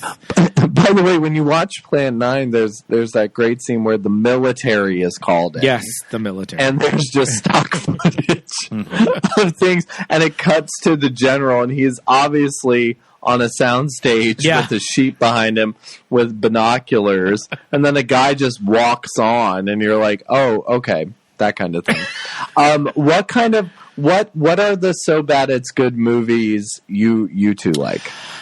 Oh, jeez. I feel like we can recommend to listeners. Yeah. I feel like there's a lot of them. I know. Let me think. Or I guess the first ones that come to our mind. Because, yes, I have a lot, too.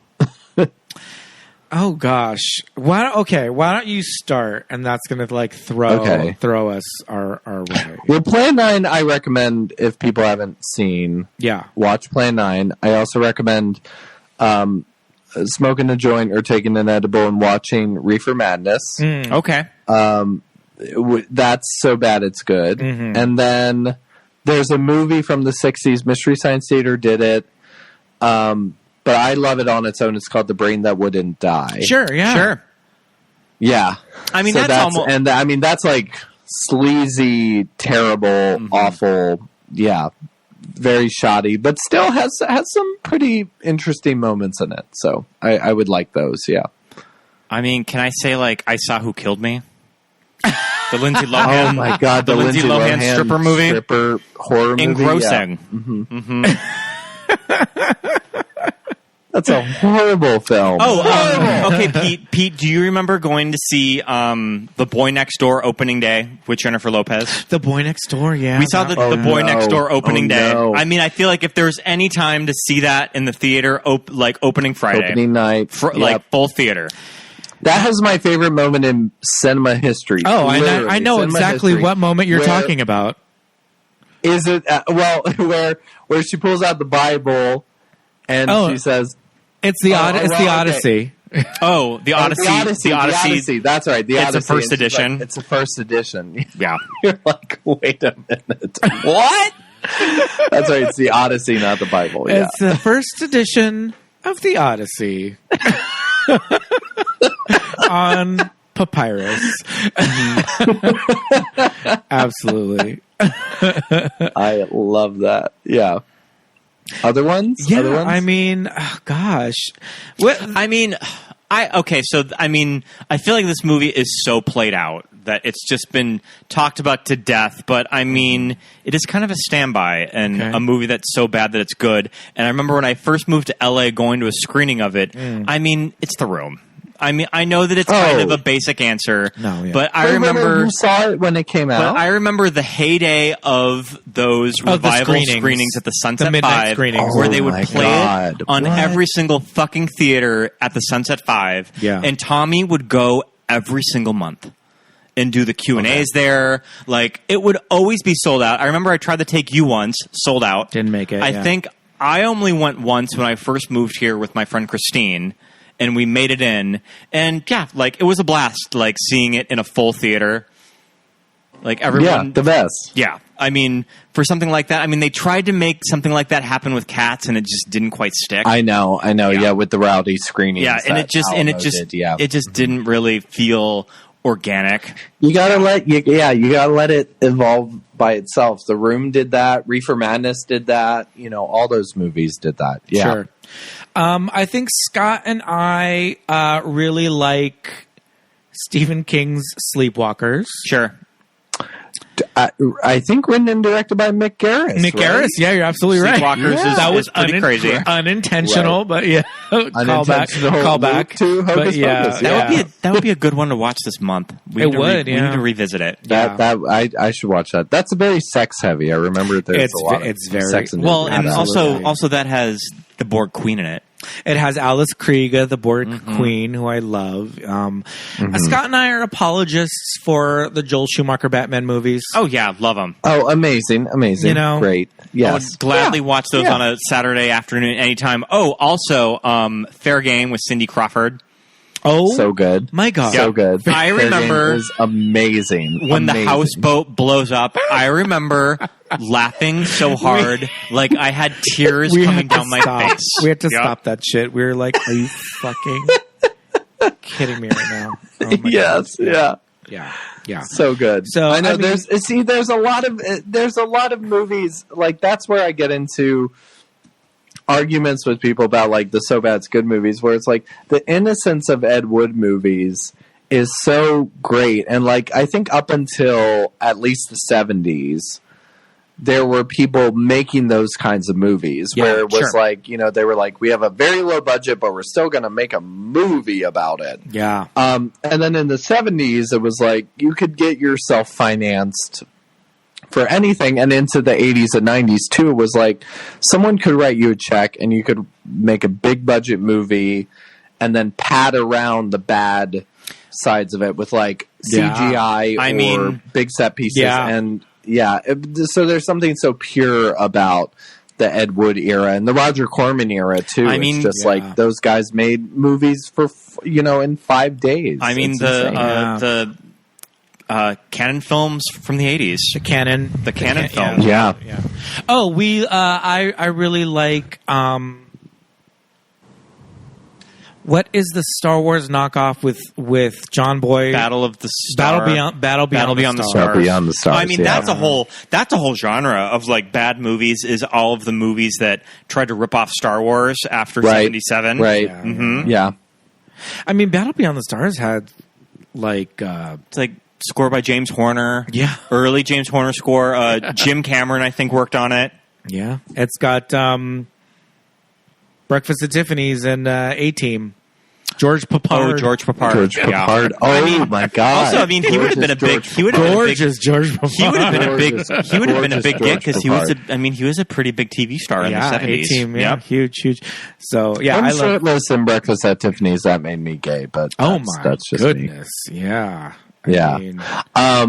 Yeah, so I like the purity of the older movies before special effects and stunt casting, and I also hated in Hollywood in the 80s and 90s where they were like, we just need to make this movie because it's this person. You know what I mean? It's like they were, you know, like the Kevin Costners and this where they were like, we're just going to do it to do it. Yeah. And you know, I like the purity of these like Plan 9 and Bride of the Monster, where it's like we're just gonna throw shit at a wall and see what happens. It's great. And then because they were like, we want to capitalize on what everyone else is doing, like we want to make a blockbuster movie.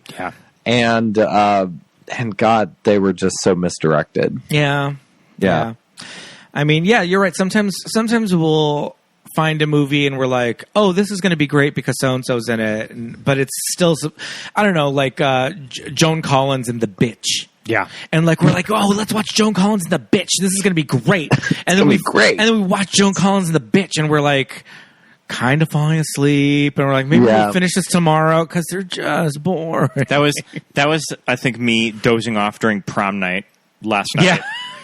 That like I know that like horror gays love this movie, but I think it's kind of boring.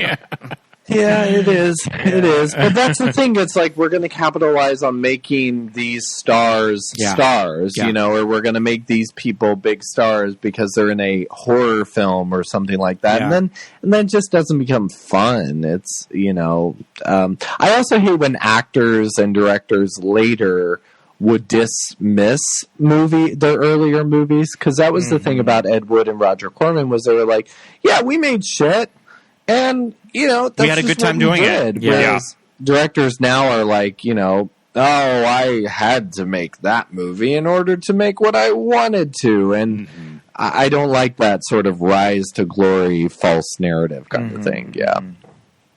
Yeah, there's something about a B movie from the 50s or the 60s that's a little bit Well, and also how what's great about the film is it shows how hard it was to make those kinds of movies, you know, like just setting up the sets. And I love where they had to break in to get the octopus, like, you know, that kind of guerrilla filmmaking, but also how long it took, you know, and meeting with financiers. And there's something that people just usually don't think about, of just how expensive movies were in the 50s, how expensive movies are now. I mean, now still, even major Hollywood movies do have private investors. Right. You know, but there's something in this movie that kind of sheds a little light on some real movie making shit when these financiers come in and they're like, well, I want an explosion at the end of this movie. Like, well, that's not how it ends. He's like, well, if you want my money, that's how it ends. Yeah. And that's where we get people like John Peters. I was going to say, Tim Burton has some good stories about dealing with stuff like that with John Peters. With John Peters saying, I want a fucking spider in this movie. I want a spider in this movie, or I want the Batman movie to end with a fight in a bell tower. In a bell tower in a cathedral. And Tim Burton was just like, I guess. Yeah, I guess. Okay, great. Sounds good. Yeah. But that stuff that's real. And yeah, you're right, Scott. That's absolutely true. He had dealt with that literally with changing the ending. Just coming off of it. Yeah. And the ending of Batman makes no fucking sense. Yeah. It's cool and it's gothic and a cathedral in Gotham. It works, but why? Yeah, makes no sense. Yeah, and I like that touch too, where the producers are like, you know, because we're giving you this money, and it even goes to the, you know, Bride of the Monster thing, where it was just like, I'll finance your movie if you put me in it, kind of thing. Yeah. And my son and my, you know, so and so, and he's a little slow. Which is I mean, meanwhile, I'm looking at the son. I'm just like, well, you know, he does look like the leading man of like one of these movies from the 50s. So he does. It's not a bad idea. Yeah. Don't go over there to the old Willow's place. I love that's the running gag, is they keep cutting back to him with that. Oh, man. I love this movie so much. It's just, so good. I wish everyone could see it. Yeah, I think it's low key one of my favorite Tim Burton movies. Tim Burton more. Sorry, go ahead. I always try to be diplomatic about Tim Burton, that I kind of grow tired of the Tim Burton's a sellout conversation, which I get that there's truth behind it, but I mean, in the grand scheme of things, like, Tim Burton's made some pretty fucking good movies. And you know what? Yeah. Tim Burton is still cashing that check. All of these years later, he is still I mean, Beetlejuice is up there. Edward Scissorhands, but like he's still like cashing that Netflix check right now, doing the Wednesday Addams TV show. So like he is still riding off that success. And he, like Ed Wood, was an auteur and really didn't make. The thing about Tim Burton that blows my mind. Okay, this was, again, when I was growing up in the 90s, was like pre Sweeney Todd. I was like, he really didn't make a lot of movies. No. Yeah. Like, he really didn't. You could count on maybe two hands the movies he did. Yeah. And, up until, 2007 or something like that. And they were all great, and they were all different. They were all, very much their own, and yet they had Tim Burton aesthetics and elements to them that made them a Tim Burton movie and made people excited about it. And I was like, isn't that what you want out of a blockbuster director? Absolutely. Kind of? Mm-hmm. Yeah, totally. And like you said, it's like, it kind of makes you see his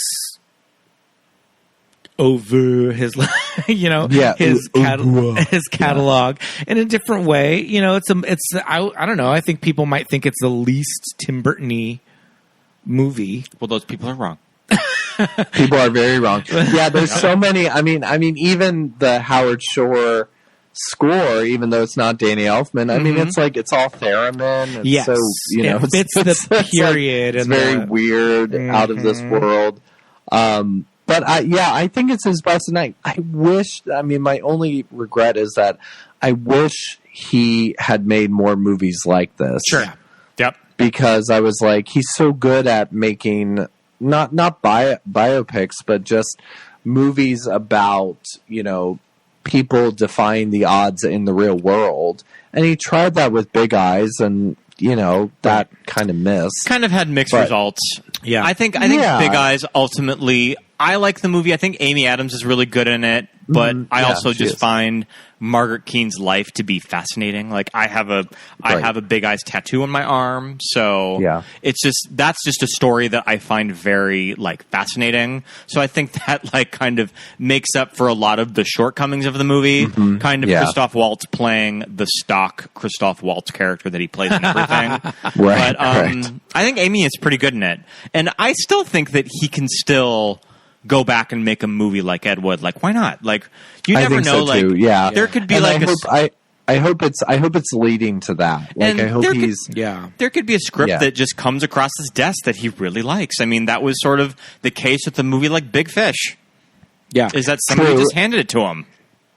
And I hope it goes back to the Big Fish, the Ed Woods. And then also, even the Beetlejuices, I just wish he would make a more practical movie. But you're right. Yeah, Big Fish, Ed Wood, where it's less about the absurdity of the world in fantasy world, but then it's more about finding our deep humanity within that. I hope he goes back to that at some point. Yeah. Yeah. And there's plenty of time for that. Sure. Yeah, Tim, you're young. It's fine. And I mean, I don't hold anything against him for casting Helena and everything, casting Lisa Marie. She's usually pretty well Johnny. Cast in I think Helena is a lot of them so well used in everything that she's in. Even something like Dark Shadows. Yeah, I think Dark Shadows, Helena brings a lot to that I know role. he didn't do Harry Potter, but still, it's yeah, she knew what her niche was and she went with it. So go with it. Yeah. Totally. So I mean, we can still see a return to great. I mean, I feel like I've been having this conversation since Big Fish. Sure. Yes, yeah. Yeah. This is going to be the one. And I feel like we had this. This is a good one. And I feel like we had this conversation last year in October because we did Sleepy Hollow. Yeah. And so we will be returning to Tim Burton in next year. When we cover Dark Shadows. When we cover Dark Shadows. No, please no.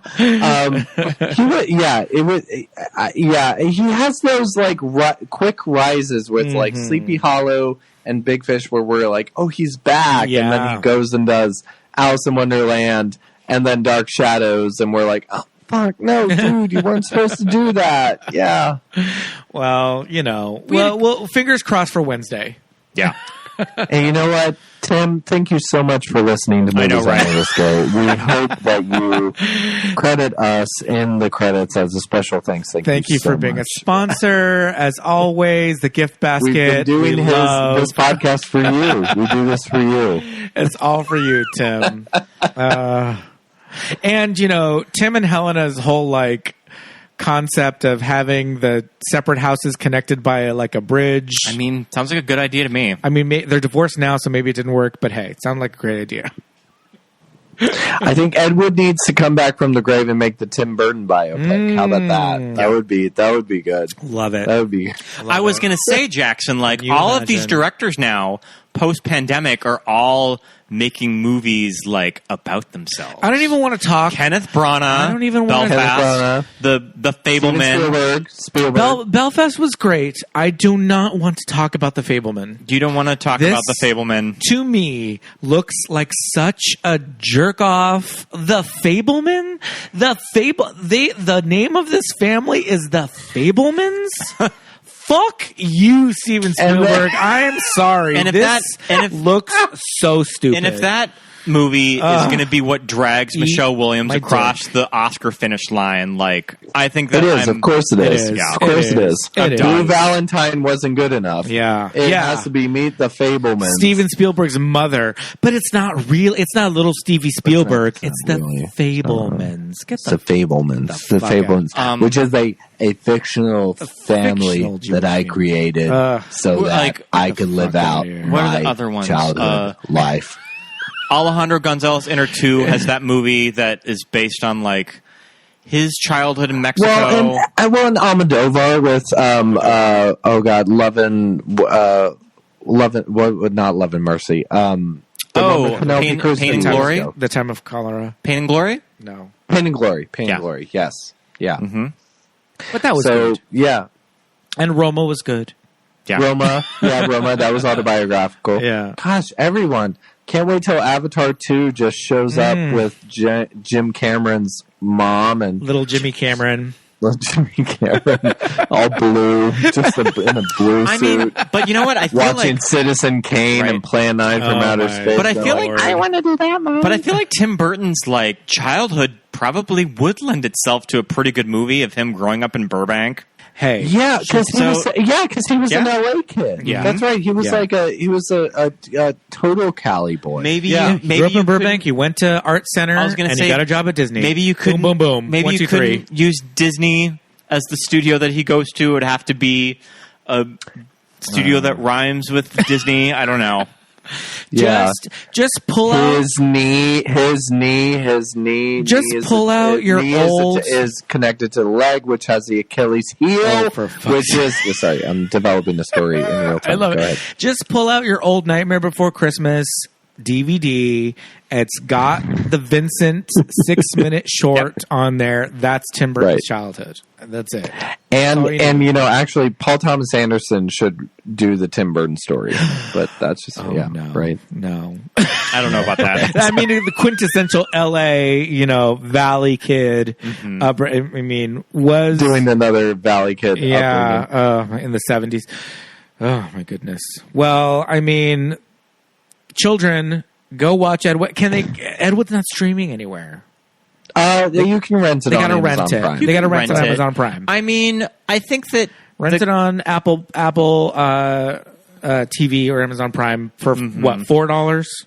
Yeah, easy. $4. HD. It's beautiful. That's it. It's worth seeing. Great performances. Everyone deserves an Oscar for their performances. They're writing, the directing, everything. It's perfect movies. Also, like Ed Wood, early gender non-conformist. I mean, proudly was a cross-dresser and didn't care about what people thought of him, too. Yeah, absolutely.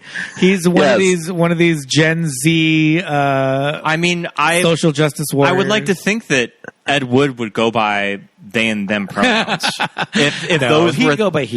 If those were a thing, you don't think so? No, he'd go by he him. I was going to say you should watch his porno films he made later in life. He would definitely go by he him. Okay. So maybe those are a videotech. We'll go take a look. Oh my goodness. I mean, Jackson, thank you so much for coming on. This was so fun. Thank you all for having me. This has been a fun... I love you guys. This has been so fun. Yeah, this was a fun October choice.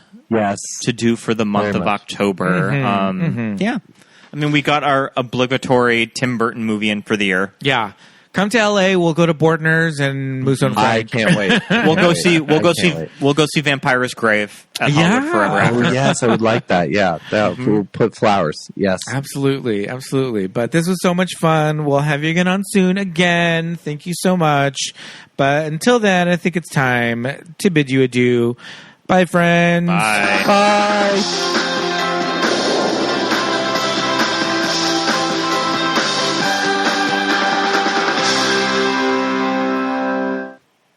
And thank you so much for listening, everybody. Thanks so much. Yes, indeed. This was another fun October episode. Great movie. For the books. Yeah, we definitely recommend just checking out this movie. Like we said, it's a $4 rental, on Apple or Amazon. I didn't even think that we've been doing like one Tim Burton movie a year since the podcast. I mean, he's got plenty of movies. We could have been doing more than that. But, I mean... Look up all these actors in this movie. There's just some kooky, crazy, fun people in this. I mean, we love Ed Wood. We love Vampira. Clearly, all the stuff about Vampira versus Elvira is a very interesting deep dive. So yeah, there's a lot of really fun backstory to all of this. So if you're like us and you love just like pulling out Wikipedia as you're watching these like true life movies, this is the one for you. So check that out, everybody. But I think it's some time. Is it time for Patreon shout outs? For Patreon shout outs. Let's hear them.